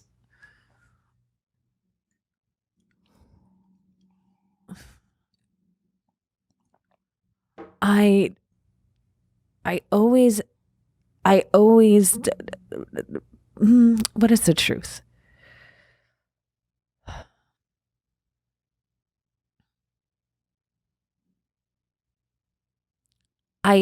My greatest desire, more than anything, was to know God from the time I was a kid. And this, like God. well, remember, I was raised Roman Catholic. Oh, God. Right? And so I'm being told that I need to meet these 1001 conditions before I can gain access to God's Is unconditional that love. part of... No, but I'm just saying, Oh, that was your own an mythology. insane amount of conditions in order to gain access to that unconditional love. Yes, right? to be valuable enough to receive God's love. Yes. And I had this experience where I was taught that if I prayed to God and God thought that I was a good girl, then good things would happen. And if I prayed to God and I was a bad girl, then my prayers wouldn't be answered and bad things would happen. And I grew up in a very, very, very volatile house. So I would sit up in my room and I would pray, and I would pray to the Virgin Mary. When stuff was raging over there, Yeah. you would go and So I focus would and pray. go Which and, is actually self-care, the fact that you did that. but here's the thing, is that because my prayers weren't being answered, because the fighting wasn't stopping, because the chaos wasn't ceasing, because I felt like I was walking around in an emotional an emotional landmine. Yeah. I then started to wonder what I had done to make God so upset and why. Which was actually my problem with The Secret '07, by the way, was that Oprah and The Secret and all that, because it was saying well, you just think happy thoughts and good things will come to you. Yeah. And so but the flip side of that is I must be a bad person if bad things are happening. Yes. And that is my problem with The Secret '07. Not the ideas behind it, but the Americanized quick version. Yeah. 'Cause it leaves you feeling shitty. And so for me, it was never, and I was also, there's this thing that I really don't like that is said to adoptees, which is, you're special because you were chosen. Gotcha. And it's, no, in order to be considered special because I'm chosen, I also have to recognize that I wasn't chosen. That I was actively rejected. Right. That Yes. actively a parent saying, nah, No thanks. like, Yeah. That's not a good and that's not going to serve you. and so, oh my God, Heather, like space, visual, something. I keep on eating this mic, man. Because it's big and black and sorry, Heather. Sorry. You listen. This is a safe space. Do what you will. There is no judgment. I'm so thirsty. It's insane. Someone, please. date me. We are taking anyway. applications here. May I just, an intuitive feeling that I would have as to the kind of individual you would desire, Yeah. What? or the one that I feel in here. Yeah. You'd like really truly want, but are too terrified to say this is actually what I really want. Possibly.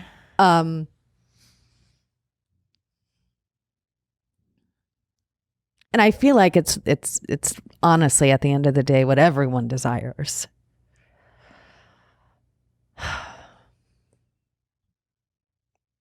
That there's a space. Yeah. There's space enough for you to be you. I mean, but there's space. Yeah. That space held, but also getting to feel safe enough to let your kid out, to feel safe enough to. Oh, absolutely. Absolutely. And what that also looks like, I would feel. Mm-hmm.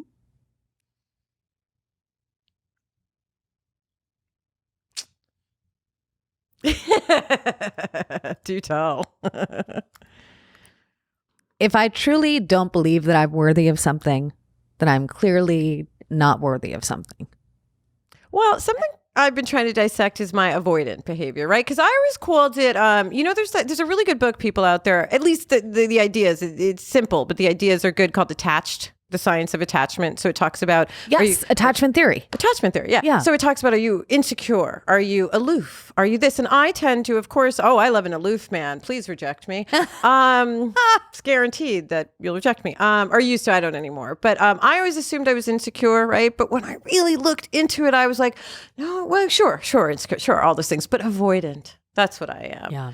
I'm avoidant because in the end, if I don't put myself even in that situation, or I keep picking, people where it's clearly never, nothing can come of this, then that's avoidant behavior. So I'm trying to dig into that and be more open to different types of people too, that I wouldn't, because I think if you're still stuck on only the visuals, right? Yes. You're fucked. Yeah. I mean, it can't. I mean, some people get lucky and that works out in the long term for them. Fuck out.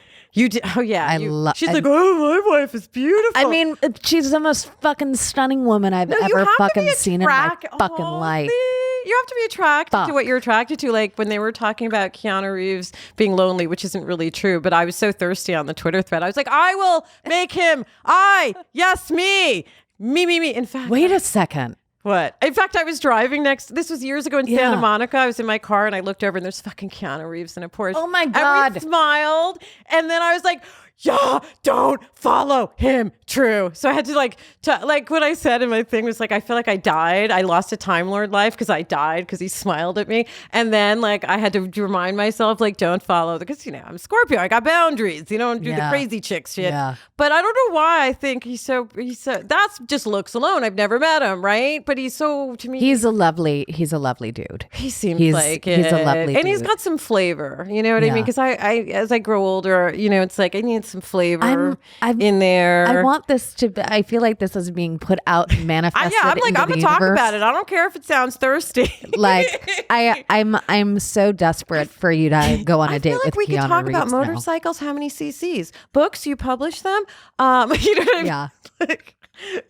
So does every girl in town. But those are the things I do actually to keep myself from. It's like that's silly, right? That's a silly thing to be thirsty about someone like that. But you know what? When I talk about it, it's silly and it's fun. It makes me vibrate a little higher, right? So that's why I engage in something like that. But let's say, I'm saying for people out there listening, if let's say you really love someone, right, and they've rejected you, and it makes you feel lower and lowers your vibration to talk about them, then that's when I do something that is just cognitive behavioral therapy, really. But like if I'm like, oh my God, I can't believe this person didn't want me. I'm so rejected. I must not be worth anything. I go, wait. Let me catch that thought. I literally picture sending it away like a fucking softball and then replacing it with another thought, because that's just for me works in training the brain so that by a week later or 3 weeks at the max, then the thought comes in as soon as I start to think I must be so it replaces itself. Do you know what I'm talking about? Of course. So, but that's because you've done a lot of therapy, and I think when I talk to people about this, they're like, no. And I'm like, listen, no, going down into I must be the worst person in the entire world and I suck so hard. That's not real either. So it doesn't really matter if the other one isn't real either, right? Like, I'm just trying to balance the scales out. If one is, I'm so horrible and the worst person ever, then I can go, I'm fucking fabulous and I deserve, and I deserve what I am looking for. Or again, I like to be grateful, like we started this off by saying, like, sometimes when I get in that space, like, I can't believe I go, you know what? Thank you so much for this lesson of rejection here. because I am learning, and I am. Even like thing I had last year was really painful because it was someone I'd liked for a really long time, we off and on. And instead of coming back from this experience and going, that fucker was such an asshole, it's not about that. It's about saying, wow, I was really triggered and they were really triggered by this. So I can't worry about what they're going to do. I cannot. Even in any correspondence I had with that person, I never once said, you were an asshole, you were a dick. I simply kept it at, I'm sorry, I behaved like this. Because that's all I can do is cop to my own shit, right? Yes. And even little things, like we're both people who've been in this town and business forever. And I still take time to say, I'm really grateful I have laundry in my house. Amen. Because I remember back when I was young and, having to take it to the laundromat. It's horrible, right? I'm grateful, even though that's like a given in our world, that we have that. Oh, I don't. I don't? No. Girl, you, first of all, get you a Roomba. Yes. Get you a Roomba and then, do these little things that just make your life easier. That's so funny. You don't have laundry in your house? How do you live? You send it out, don't you? No, we live in an apartment building. We have like a coin operated. Oh, you have it in the building. We have That's in the building. That's like, you don't have to take it outside your building. Yeah, no, which I am very, very grateful for. Yeah, but there's always been laundry in the building. Even that, like, you're right, it's not in your house, but I'm grateful that okay, so like 3 inches of my hair broke off because I used a product anyway, and I realized how much ego I had. You have hair, you got some ego wrapped. Maybe you don't. I don't mean to project, but I realized how much ego I had wrapped up in my hair because it was so pretty, and when it broke, I was like, Rachel, you're really grateful you have some left. Yeah. That's the truth, because, a lot of it had come out from the product and broke off. So I'm grateful that some of it stuck around, because that's so much better than going, it's so unfair. Who cares? That's just ego, right? It's just. And also, I would say what would really have had me upset about that is I would be upset with self in the sense of, well, why did you trust that this product would work? Blah, blah, blah, blah, blah, da, da, da, da, da. And more appropriately, I would actually be pissed off at the people that had given me the fucking product. But see, here's where you're right. Except here's what I've learned is like I like to science shit, and what I realized is like one product is this coconut oil breaks my hair off, like splinters it. Okay, it might work amazing for you. Yeah, but for me it doesn't, and I didn't. Yeah. I am at fault here. I did not read that this had coconut oil in it. It's my fault. You know what I'm saying? Okay, so there you go. Right, that's where I feel like a victim, because I'm what I did is I put the product in my hair, braided my hair up for a couple days too, and when I took it out of the braids. Oh God. Oh, can you imagine? Sorry. Can you imagine the pain? Please, thank you, because her head of hair is absolutely astonishing. But you know what I think is really interesting and funny? Because all I got, I God, like, what is wrong with my face? Nothing is wrong with your face. It literally is. I used to walk into walls when I was a kid. I had really bad spatial coordination, which I think is also from my time in the closet, literally. Maybe. Maybe. And figuratively. Actually. But your character in the craft started losing her hair. Yes, you don't think I thought of that? Actually, well, I don't know. All of this stuff, like, you think about when it happens, you're like, oh my God, maybe I'm being cursed and the hair's falling out. But again, you just try to breathe through it. And I remembered that I must have needed a little ego lesson, right? Or something. I don't think we bring it all on ourselves, but since it did go away, and I did have to deal with my ego in that, what I thought was, oh, okay, I know I've got extra ego about it because I am sort of known online for my hair, but also as a woman approaching a certain age, it just made me feel sexual. Yeah. Hair is fertility, right? It represents what it represents, is just health and virility and all of that. And so that's really what I was mourning, was that. Gotcha. And then once I break the thoughts down like that for myself, I think it helps me stay out of, like it's so unfair space, because that is, I would say, here's where I'm a judgmental little cow and need to work on it. Like sometimes when I'm listening to really, young people, it sounds like there's a bit of a victim space. And I know this is something I'm working on, deciphering, but, I see a lot of young people going, I've had the worst life ever. I've had the worst, or nobody's had it harder than me. And I'm like, I don't know. I'm sure there's a diamond miner somewhere, and we shouldn't even get a one-armed diamond miner who say, no, but you know what I mean? And I'm not laughing at them. No, I know you're not, but I really mean that because there is someone sitting somewhere, and they might even be happier than us here because. But here's the truth, though, right? Because on the other side of that, when we were there's always going to be someone that says, I had to walk 5 miles uphill to school both ways in the snow. Absolutely. And I had to wear bread bags on my feet. But that's why I don't like it when I don't like it when old people are like, oh, I had it so much worse than you. And I don't like it when the young people are like, man, nobody's had it worse than me. And I'm like, I hear you. Because that generation does have it tough. But I know Gen X, you know what I heard, what my generation heard was, every year in school, what I heard was, you're the dumbest class I've ever taught. I have never taught a stupider class. I'm serious. Every year. Even I remember thinking, it's like clockwork. Wow. Go ahead and tell us we're fucking stupid and we're not going to do better than our parents and we're never going to. So I had enough of an ego, by the way. Like, I'm a kid who didn't want to be. It's not that I didn't want to be a kid, but I just remember, like, I picture myself with a cigarette going, when am I going to be old enough to go to Hollywood? Seriously, because I knew from a very young age what I wanted to be. And what I remember crying myself to sleep one night because I had watched a Hardy Boys episode and I was like, I can't believe I'm not in Hollywood yet. Watch it with Sean Cassidy so I can be on this show. Like, I was 10 and I knew that, like, I just needed to get old enough to, and I left my house at 16. You know, I was like, and in the end, I wish I had enjoyed some of my youth better. But so, do I think I had the hardest life? No. And when I listen to other people say they had the hardest life, it's the hardest life right now. Even that I could deal with.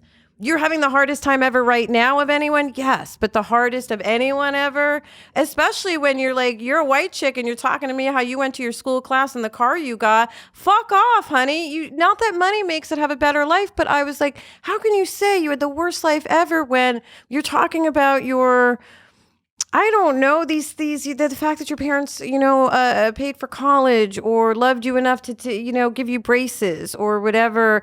I'm just sort of like, I don't know. I don't know who's had it the worst, but I'm not trying to play that game. It's not the tragedy Olympics. It's not the tragedy. I mean, did you ever play that game when you were younger? I mean, out of it? I'm absolutely sure. Because I feel like that we're feelers, I did. And when we're feelers, it's a little easy. I think when we're very young to go in a victim space. Do you know what I mean? Like it is. It was for me. I'll say that. Like.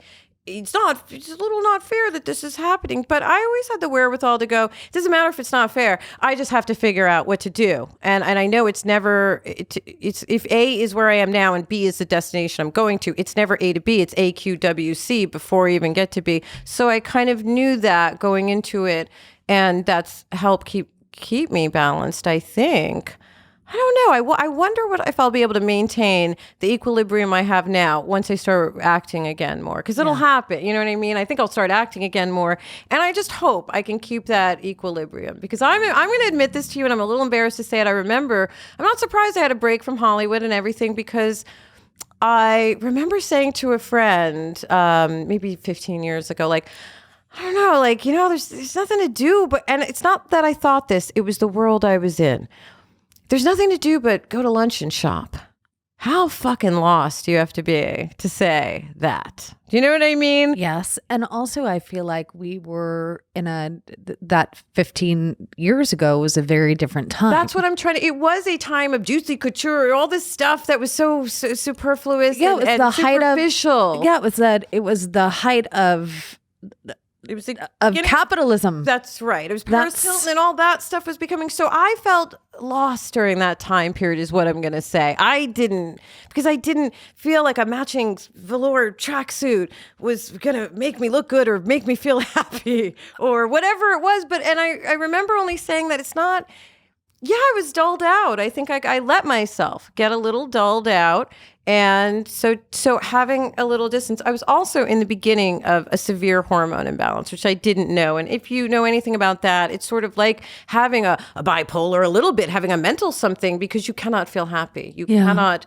I was waking up and crying all day long. And I was just like, I guess I'm crazy, and it felt crazy, but it was really just, a hormone shift. So I understand. I feel so, I don't know, I shouldn't defend who I was, and I feel so stupid that I ever even thought that, though, because it felt like, well, I guess it's like go to work and then go to lunch with this person because it's a business thing. And then I don't know, I guess everyone wants to go to shopping. So I'll go do that. It felt so dull to me. And so I think I needed this time to come away and be like, yeah, no, if I get another show or whatever I do, I will now use my powers for good. Yeah. And I feel like you have been. Oh, thanks. I mean, thank you. Like I ask you to receive that in the best way that you can. Okay, thank you. Yes, I could learn a page from you with that, the way you say I could receive that, because quite often I don't. Like I remember someone came to me to apologize about something, and I was like, yeah, no, it's fine, because I could understand why it was fucked up, the situation, but I could understand why, right? And someone said, no, Rachel, let them. This is for them to receive, because they feel shitty, and you don't have to just say it's fine. Like receive this, and I'm trying to receive all that. And like I said, I like who I've grown into. I suppose I'm a little curious how it'll gel with what I'm doing, because at the age I'm at, I'm like, am I supposed to put on a gray grandma wig? And like absolutely not. Because I think the right thing will come my way. That's what I think. And for actors out there, young actors out there listening, I want to say, like, you just never know. You go in and have fun. Like, for example, the one job I did do, I went in and read. I knew the casting person for Better Things, who had thought of me, called me in. But it was a cold read. They don't give you the sides, right? And it was a Friday. And what I thought was good. I don't have to stress about this all weekend. Fine. Like, yes. You know what I'm saying? Yes. Because otherwise I would have sat and obsessed over it all weekend, because that's how my mind works. Instead, I was like, I'm just going to write my book. So then I went to the cold read, and everyone was trying to really memorize it. And I went, I'm a quick memorizer. I do kind of have a photographic memory, sort of. But I was like, I'm never going to memorize this whole thing. So I'm just going to figure out what I want to do. And at one point, I was supposed to do an Italian accent, and we cut, and the caster goes, your accent sounded German. Now, I could have crumpled or died, and I was like, oh my God, I know. And I was like, oh, I'm sorry, should we do it again? And she was like, no, it was great. It was, because it's not about the fucking accent. And I booked the part. It's not about the Italian accent, is it? It's about, do you know what you're doing? Are you engaged in it? And that show is so well written, it's kind of impossible to fuck up the dialogue. So I think for me, that was a perfect job. It's also, I think it might be the first time I played my own age too, which was weird. I was like, oh, we're grown-up ladies and we're talking about menopause and grown-up things, which is weird. But I love that opportunity, so I look forward to more like that. What are you working on right now, by the way? Oh gosh, well, this podcast, and I just had a movie. I had a movie come out called Stuck, and I'm getting ready to direct a Congratulations web series thing, and then I think I'm doing another movie in July. Yay, we like busy. I started a Patreon, by the way, where I'm doing, just general health and tarot stuff, but hopefully with I want to take that, if it has a following, and do a web series with the money. Yeah. You know what I mean? Yeah, no, put that absolutely. into equipment and things like that, because like we were saying way earlier, there's so many things you can really do yourself. You can shoot and do, if you know what you're doing. Yeah. You do. So what's your web series about? It's not mine. It's someone else's, and they're just having me come in to direct an episode. That's yeah, they're cool. on season 2. Oh, that's awesome. Yeah, that's awesome. it'll be good, and really just looking for projects for our production company. Oh, and also creating a show with my wife. Yay. Which is at the very beginning stages of the development process. And yeah, just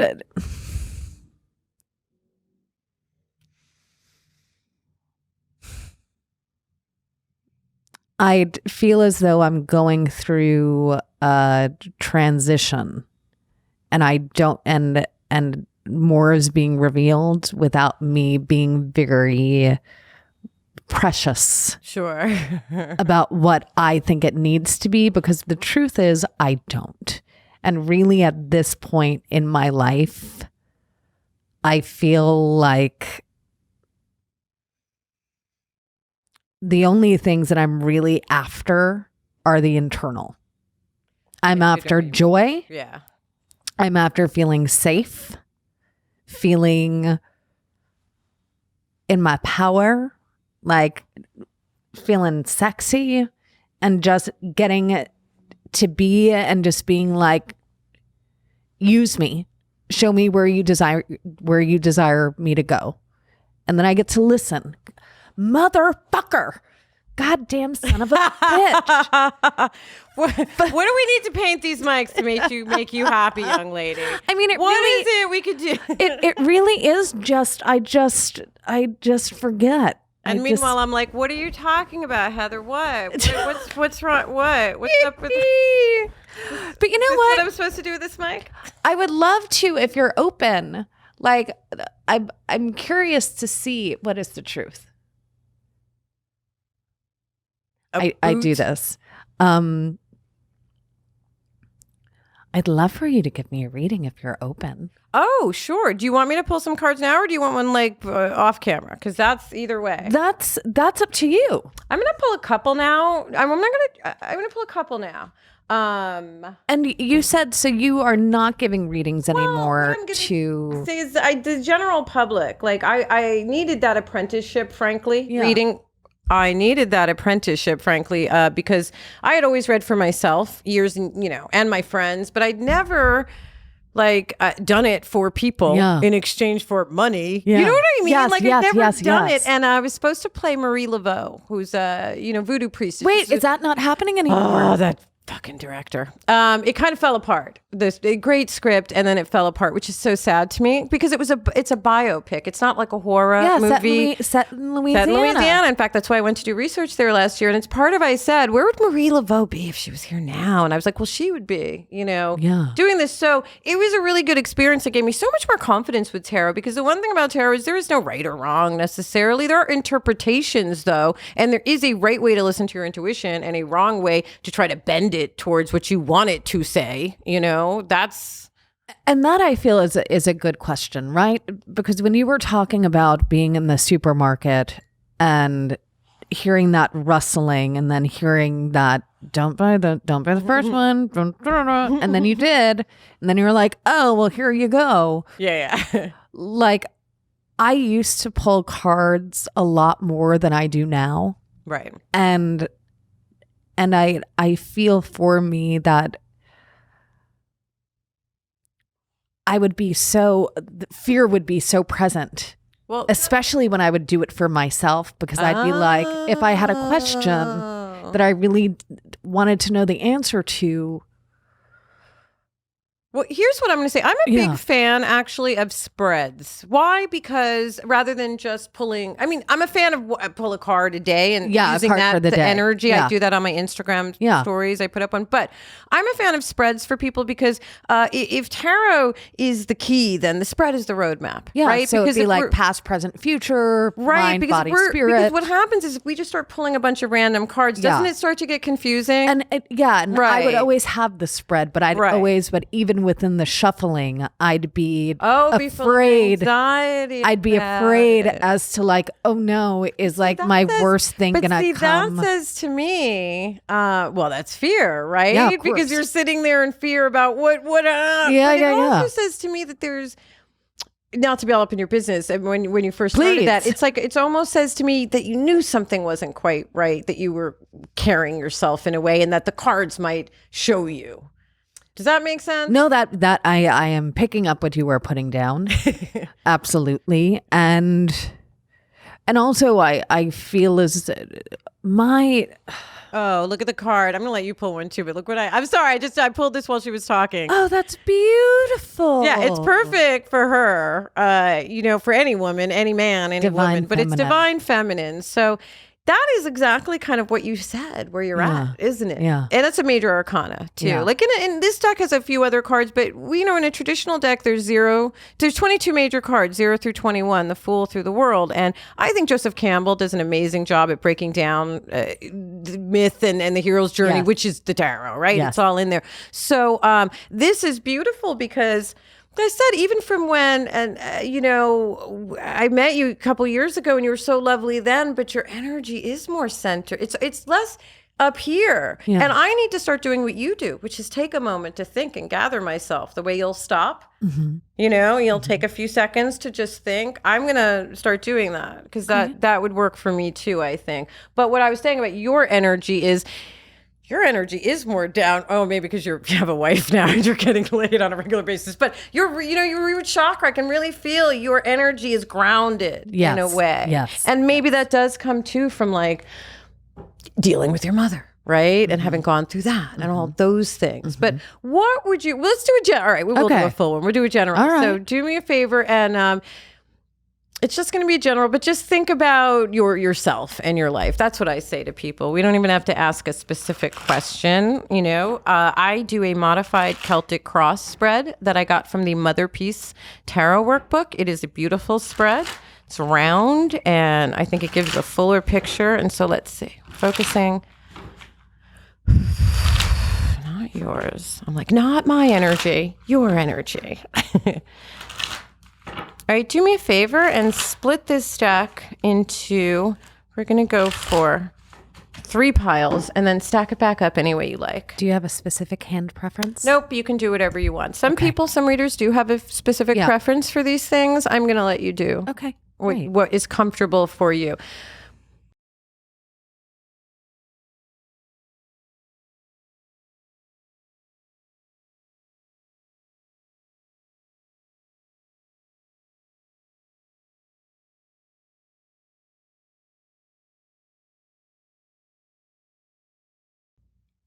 And then stack them back up any way you like, whichever way you like. So now for people listening, it's interesting. When I do for myself, sometimes I used to cut them into piles religiously. I don't really anymore for myself. But the reason I had you do it was I just felt intuitively like I'm not doing a past, present, future spread for you, but I felt like, from your past to where you are now to where you're going. That's why I picked 3 for her. For some reason, it just felt organic. Okay.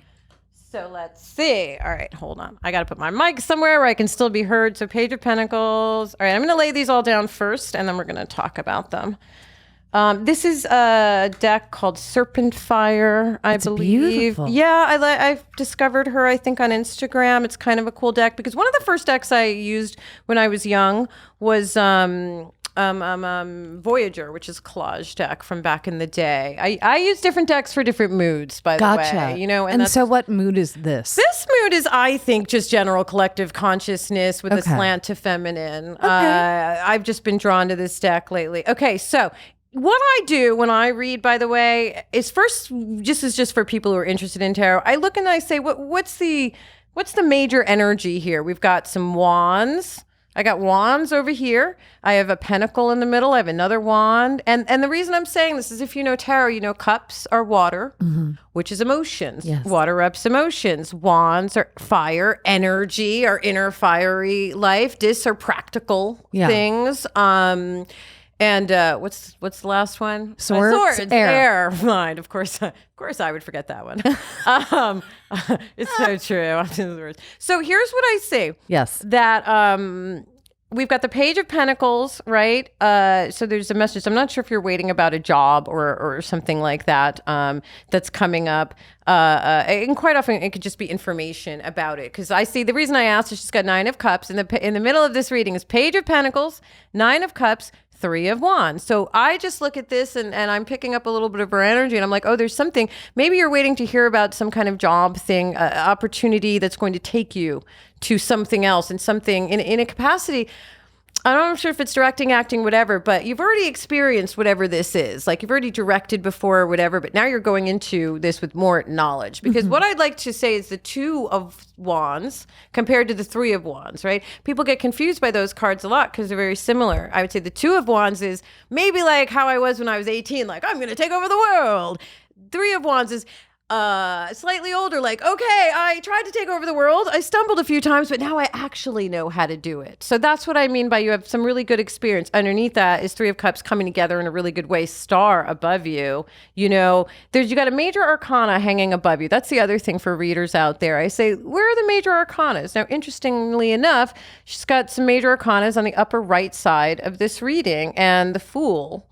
at the other side. But I'm also going to say it's interesting. Three of Swords, so is coming up. Now, that can be a slight disappointment in something. So what I will say is something is coming through for you work-wise. If something else doesn't, it's okay. Mourn it. You're allowed to mourn stuff we don't get, right? But I think in the end, it's fine because where you're heading is Four of Pentacles, more financial foundation of security. And the Fool, I know, right? And the Fool card, which is a new beginning, I think. In fact, it's some reason with this, somebody with money, 10 of Pentacles around you. This is a card of someone around you. So this could be an investor. I don't know if you're courting an investor for something in terms of, I don't know whether it's your own film and this, but what I think is interesting about this is you've got Two of Wands, Star card, Hermit, and the Three of Swords kind of cresting on the top of this reading. So it's interesting to me because Three of Swords, people will go, oh, that's, it's usually the heartbreak card. I don't really see this, because you seem real happy. It's the heartbreak card. But what I do think is, because you have 3, 3, 3, you got a lot of threes going on in here. And what I see is let me ask you a question. You don't seem like someone who ever gets a little jealous, do you? Oh, I do. Oh, we're Scorpios. Yeah, of course you do. I mean, I think I'm better with that than I used to be. I don't actually get when jealous I feel anymore. It's unfair. Ah, okay. So I think what I'm saying when I see a little bit of this, what I'm saying there might be, we work in a business where that kind of feeling is prevalent a lot, right? So you may come up against that in the next little bit of time in the week. But I wouldn't. What I see here is things heading exactly the direction you would like them.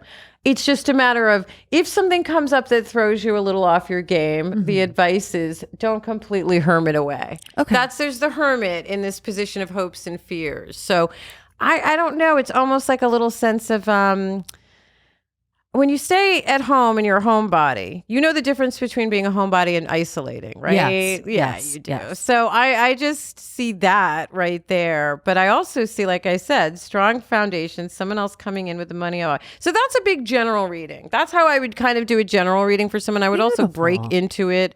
I'd break it down more. Yeah. That would take more time. You have Ace of Wands, by the way, in your recent past, which is, I love that card. Ace of Wands is fiery energy of life, sexuality, all that stuff. For some reason with you, I keep seeing grounded in, I really feel like this is opened up for you in so many ways, this lower chakra for you. And you read cards. So let me ask you a question. What would you read this as? Because I see 2 majors here. I see a major here. Seems like it's more day-to-day. What I see is more day-to-day stuff. Don't freak out if something, again, and it's not even something about work. It's really your own energy, though. You have more wands here than swords or whatever. So it's about maintaining your own energy, even if something necessarily. And the reason I asked about jealousy is, you have a bunch of threes here, right? Mm-hmm. You're so in love with your wife. So if you see her talking to someone, don't flip out. Oh, no. Not like a date. She wouldn't obviously step out, but it's if you saw her talking to someone else, would you get jealous? No. Okay, good. So it's not about that. That's what I started off saying. It was more about work stuff, probably. Yeah. Than it is, your romantic situation. But I was all I see is don't stress too much because you've got all this 10 of Pentacles energy coming in. And when you have the Star card above you, people like to read that as I'm going to be famous. It's not about that at all. It's about, releasing stuff back into the collective, releasing some of our emotions out so we can heal. That's part of the Star card. It's very much about healing, but it's also about hope. It's also a very hopeful card saying, I have all the things you've traveled and all the roads, all the little roads you've traveled and big roads you've traveled to get to where you are. Yeah. That's why I started off saying, pat yourself on the back. Don't you ever feel Jesus, fuck, I did it? I started this practice of writing down my accomplishments for the day. And some days it's something as simple as I brushed my teeth, I took a shower. Do it even for the day. Yeah, I'll do it for the day. That's and smart. I haven't been religious with it. But I will write down all the things that I've done for the day because it is very easy for me to work. Right. And not really feel like I've gotten anything accomplished. And then I will berate myself. You know what though? Okay, because you said that. Then I see the Three of Swords is just your habit of breaking your own heart. with do you know what I mean? Oh, yes. Like, because I was like, it doesn't feel like envy or jealousy in a relationship, but it's there, so I'm not going to ignore it. Yeah. You know, like that's what I mean by you got to read the cards that we see. And when I also see this Three of Swords with the Hermit hovering above it, it's like, right. So just be present for us Scorpios right now during Gemini season, you know, which is not our thing always. That if you do, just be gentle on yourself because we'd hate to see you hermit. We'd hate to see you hide away when you do not need. You know what's interesting? It's the vantage point is interesting, and I know we've got to wrap this up. Down. I'm like, we could seriously talk for fucking hours. I love getting to communicate with you. I want to do another reading for you off camera and all that stuff too, whenever you want, because we could really dig in. Because a reading like this, like it's so glib, but we could talk about it forever. So this would be considered the querent, right? Yes. Okay. So would this be considered the head, and this would be considered the heart? Because I don't. Oh, absolutely. Modified Celtic Cross, and your intuition is spot on. This is why I like this spread even better than Celtic Cross. Heart of the matter, world around you, right? Okay. And there's so many different ways to read because of this shape across triangles. So this is what I would think then. And again, I am not as educated as you and informed. Intuition. You can't be wrong. But okay. So this is what I would say then.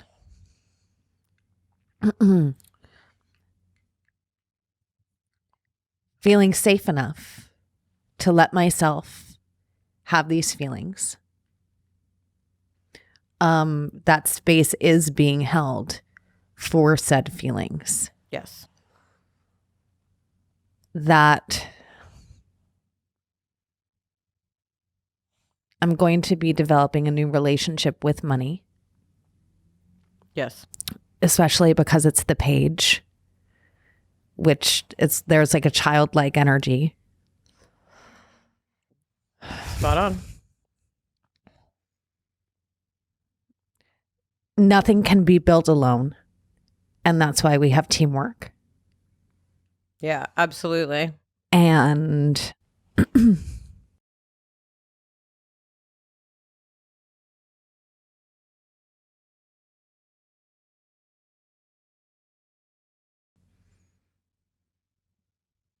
that the heartbreak actually ends up getting to be one of the greatest gifts. And this is why. Because all I can think of right this second is The Alchemist and finding one's pyramid. Absolutely. And getting to remember with the journey where I've traveled, because the Three of Swords is inside the pyramid. Yeah, see, she's what she's doing is looking at these cards, right? Yeah. And riffing off her own intuition, also coupled with the images on the card. And the other thing about the three I want to point out is, like, if you notice, this person is facing towards the left, right? So some of this stuff. Is it okay? Do you mind? Yeah. Oh no, of course you can touch. Some of this stuff I like to look at sometimes, and the figures on different cards will face all different directions, right? But interestingly enough, this one's facing towards the left, right? So holding a space, like you said, it's not new heartache. It's looking at the past. Yes. Right? She's looking. And the mirror. That's right. In the mirror of the reflection. See, this is beautiful what you just picked up, because sometimes, when we have disappointing things or things we don't like, it's so easy to go, well, it's that they did this or they did this or they did this. And really this person is looking at their own reflection and part of it, right? And holding space, like you said. Go ahead. This is why I started my Patreon, though, because we talk tarot, and then I'm going to do I think a tarot class as well. But right now it's just talking tarot with people to get them to start to notice the details, like you said. Four of Pentacles, I don't know. I'm like, as above, so below. Yeah. Well, and but by the way, if anyone's interested in learning tarot, I say, as boring as it is, start with the Rider-Waite, because you're starting at the basics. It's like learning music, right? Yeah. You're learning a language. Because if you started with this deck, it might be confusing for a newbie. It's a complicated deck. But if you use the Rider-Waite, then it's much easier to see what the Four of Pentacles actually means. Yes. And for people listening, like we said, Pentacles is money and earth, right? So if I know numerology a little bit, and in the book I've written up, like, what does 1 through 10 mean, right? Four, foundation, security, right? So a solid basis to start things on. If I go solid basis to start things on, and I know that's what 4 means, and I know pentacles are money, well, when we put those together, you don't even have to look at a deck, and you now know that the 4 of Pentacles has something to do with you building that solid foundation. And I also get from talking to you more, maybe, listen, you're breaking out, you're branching out, and you're starting to do your own stuff. Yeah. There's always a little bit of fear about that. And will I be able to be solvent? And because it's expensive to shoot stuff. And we're also used to other people producing it and giving us the money for it, right? Yeah. Now we got to raise our own or do whatever it is. So what I see here is just it's not even like, that's fear of that. I think, again, keep releasing with the star above you, right? Yeah. That's about, if you notice on the original Rider-Waite deck, it's an angel-like figure pouring a pitcher, and the pitch into the water, right, in the star card. And so that water, again, symbolizes releasing those old emotions back into the collective consciousness, right?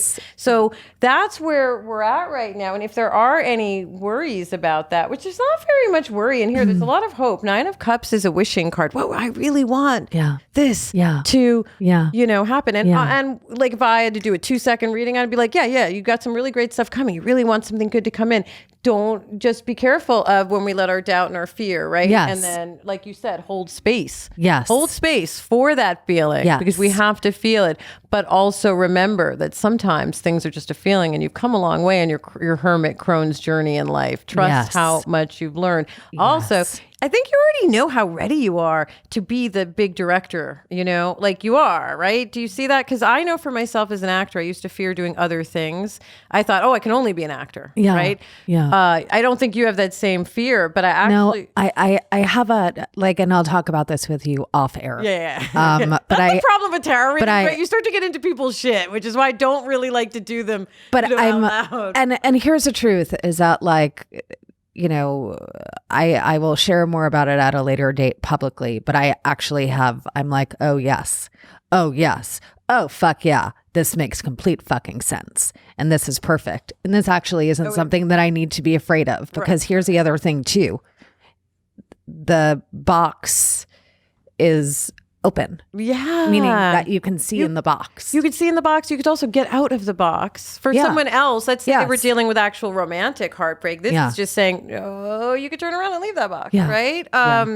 But I will interrupt to say that's partially why, like, people offered me, somebody wanted me to do a reality show on 10. And I was like, first of all, I'm an actor and I like the written word, but second of all, it's not conducive really, because we are talking about important things, right? That we don't necessarily... We can talk about general things, but we don't want to give people the specific details. And so that's why I don't think it's the last time I did a reading when I was being interviewed, and I remember the little girl, she was like 18. Oh my God, it just happened. You become an old lady and you say stuff like that. But so the girl's interviewing me, a couple other people from her magazine were there, and all I saw was a real big work opportunity and blah, blah, blah, blah, blah, and blah, blah, blah, and there's like, and then she was like, I couldn't say yes because that was my boss, and I am going to leave, and I got, and I was like, oh, right, okay, so this is why I get that but I don't like doing this, because then I feel stupid. Yeah. Like, oh, okay, I'm wrong. Oh, yeah, no. I interpreted it wrong. There's nothing, but we'll talk about it. Like you said, there's no wrong way. There is no wrong way either, because, right, this is what I'm seeing. And if she was to say, no, I see some, and I would go, no, then you're right, because that is... what your intuition is leading you towards with these cards. But again, what I like about this reading is we have healing. Also, I said, pay attention to the spreads, because this position of the hermit, that is in the hopes and fears category. That is not, if the hermit was here, that'd be very different. I'd be like, are you locked down a little bit? Are you staying in your house too much? Right? Yeah. I'm not saying that. That's in the hopes and fears. So the hope and the fear is you'll be able to hold the space if you ... You will be able to, because again, if the star card is, was here in the outside influence, then that would be different. But I believe, each position is telling its story. So this is you. This is, what's going on. And this is sort of something that's a little bit of a current around it that could be helping or hurting. Yes. Then, like you said, intuitive, this is your root consciousness. The card below you, above you is what you're kind of picking up on or sending out. Recent past, recent, it sort of makes sense. And again, what I like about this spread, which is the Mother Peace spread, you can find it in the Mother Peace workbook, is I can read this card from left to right. Now I can say, here's the through line of you. Ace of Wands, Nine of Cups, Three of Wands, Three of Swords. That's leading you this way. This one is going north-south. There's a square here too that can be read. There's a triangle of the Star, the Fool, and the Ten of Pentacles. Yeah. If you start to see the patterns within the spread. And when I see that pattern of the triangle, which is Star above her, which is...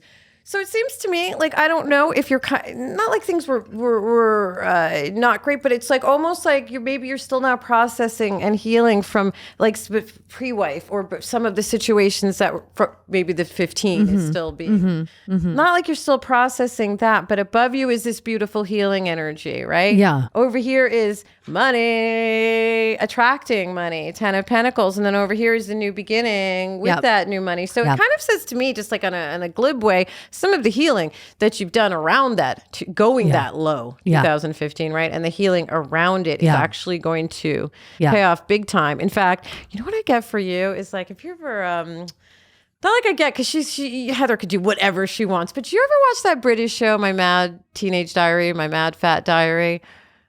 Oh, it's so good, Heather. It's so good. Okay. It's English, so it's different than our shows here. It's about a very AKA it's about better. a heavy-set teenager in the 90s. Okay. So you like it on the 90s tip, but also, I mean, it was based on a journalist's teenage diaries. And I just, for some reason, like, it's not like you would do a show like that, but like, I just have a feeling. I got you. You know what I'm saying? I got you. That there's... Picking up what you putting down. Yeah. That there's something to be. Oh, yes, ma'am. Anyway, she's like, I'm already on it, Rachel. No, I'm so excited to fucking talk with you off air. But so anyway, I'm going to like actually put these away and I'm going to let you pick one more and then we'll wrap it up because I've been talking to Heather forever. Heather's probably like, Rachel will never leave my studio. That's not, I love this. I always here's the truth. Like, I know that most podcasts are like between 40 and 60 minutes. Yeah. And when I first started this journey, I was like, listen, some of my interviews go an hour and a half, some go 2 hours, some go 2.5. Like, let the conversation go where it's going to go. Yeah. Right? All right, here, pull just any one card from anywhere in this stack, and then we'll wrap it up on that. So, but you'll have me back sometime, right?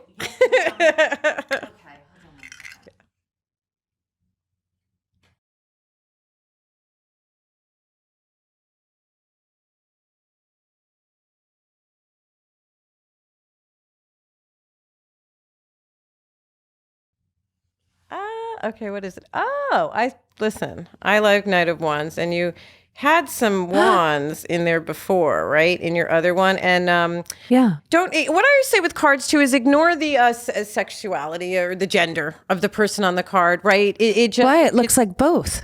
Well, yes, there's that too, right? The masculine, feminine. That's what I like about these newer decks, right? Is that they do incorporate all these things in. But I'm just saying, if you're a reader out there and you get Knight of Wands and you go, that's a male, don't worry about that. It just means it's a little bit, more mature, stronger energy than the page, right? Okay. But I love this because it, first of all, like you said, it's that duality energy. If you notice on this particular card, they have the lions, right? And the lions reminds me of the strength card, doesn't it? Like that we have overcome some of our things. We are able to control, right? Our animi, and deal with our higher and lower self and meld them a little more is kind of what I see here. Yes. It's also someone who's about to really go after what they want. I mean, here's my intuitive hit, and we'll talk years from now about this, but I just feel like whatever it is you're about to do, and it's not even the web thing, it's something else that's bigger. It's going to be more successful than anything you've ever done. And this girl's been in trilogies and shit. She's been in movies that have sequels. I don't have any of that. She's been in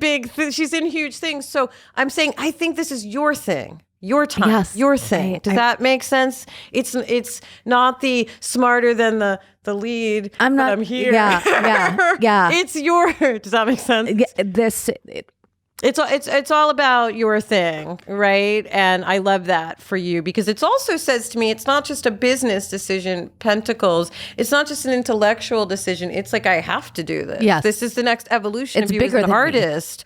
Right. And I think as actors and performers and artists in this town, right? In the end, I feel like almost everything I do is my life is art. You know, Yes. how I lead my life is art. So this is the synergy of that. You're already doing that. I know that, but I see the synergy of that for you. How do you read that now that I've babbled on?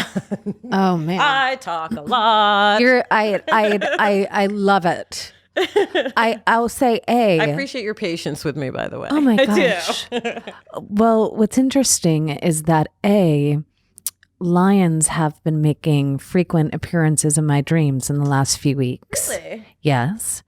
And So if that this is Sorry, go ahead. Sorry. this is what I intuitively feel. that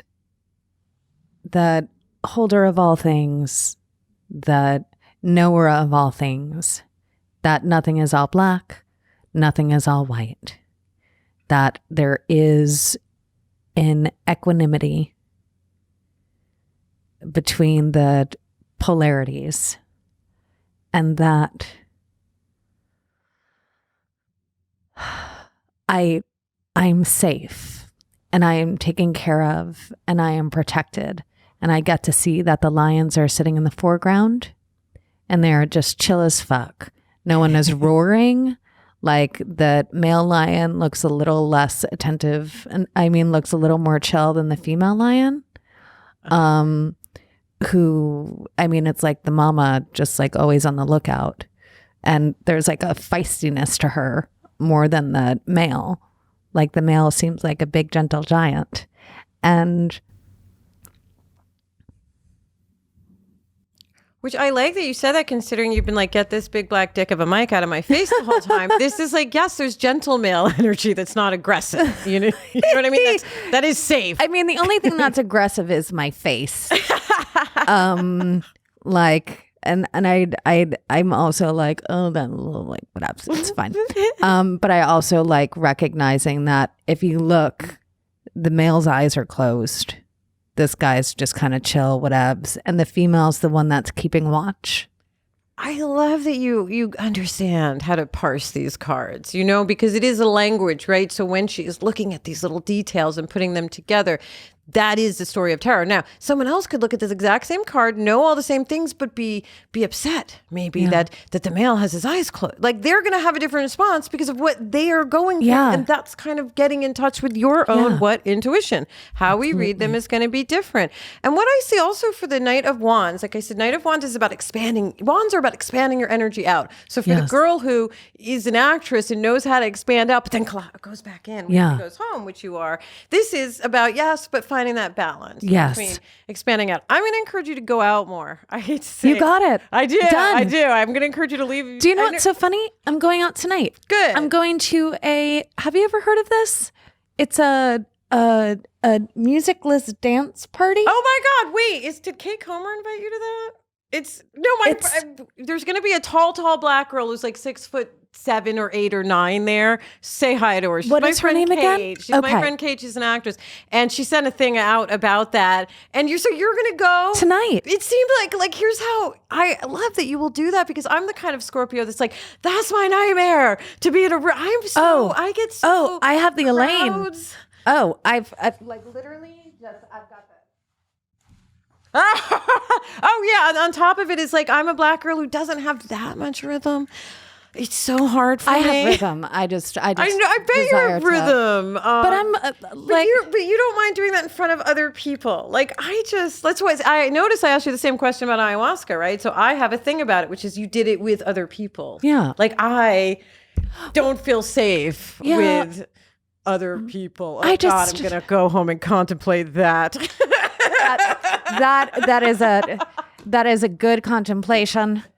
For sure. I mean, like, honestly, thank you so much for fucking like coming on here. Oh, I wish we had. Yeah, no. And will you come back? Yeah. Yes. Will you come Especially when back? I have something to talk about, because really we were just chatting and catching up with each other and stuff like that. But I appreciate that you like so much, because we had talked about or DM'd about doing this before, and I am in the space of my life where when someone whose energy I really like and want to connect with asks me something, I say yes. I say yes. And when it's someone like that old kind of energy I'm leaving behind, I say no, thank you. And so this was really perfect to catch up with you. And I realized for the audience, you couldn't really see the cards, maybe some of you who are just listening, but hopefully that spurred your interest enough to make you understand that it's not just tarot cards aren't just like, does he love me? Does she love me? It's you can use this. It's a whole story. You can use this, right? The story to suss out what's going on in my inner self. So anyway, we could babble about this forever, but thank you. Thank you. And thank you guys for listening, watching, tuning in, all that beautiful stuff. And we will be back in the next week. Thank you. I hope you can like edit something out of that, because I was like, I babbled and jumped around so much, but like it is what it is, right?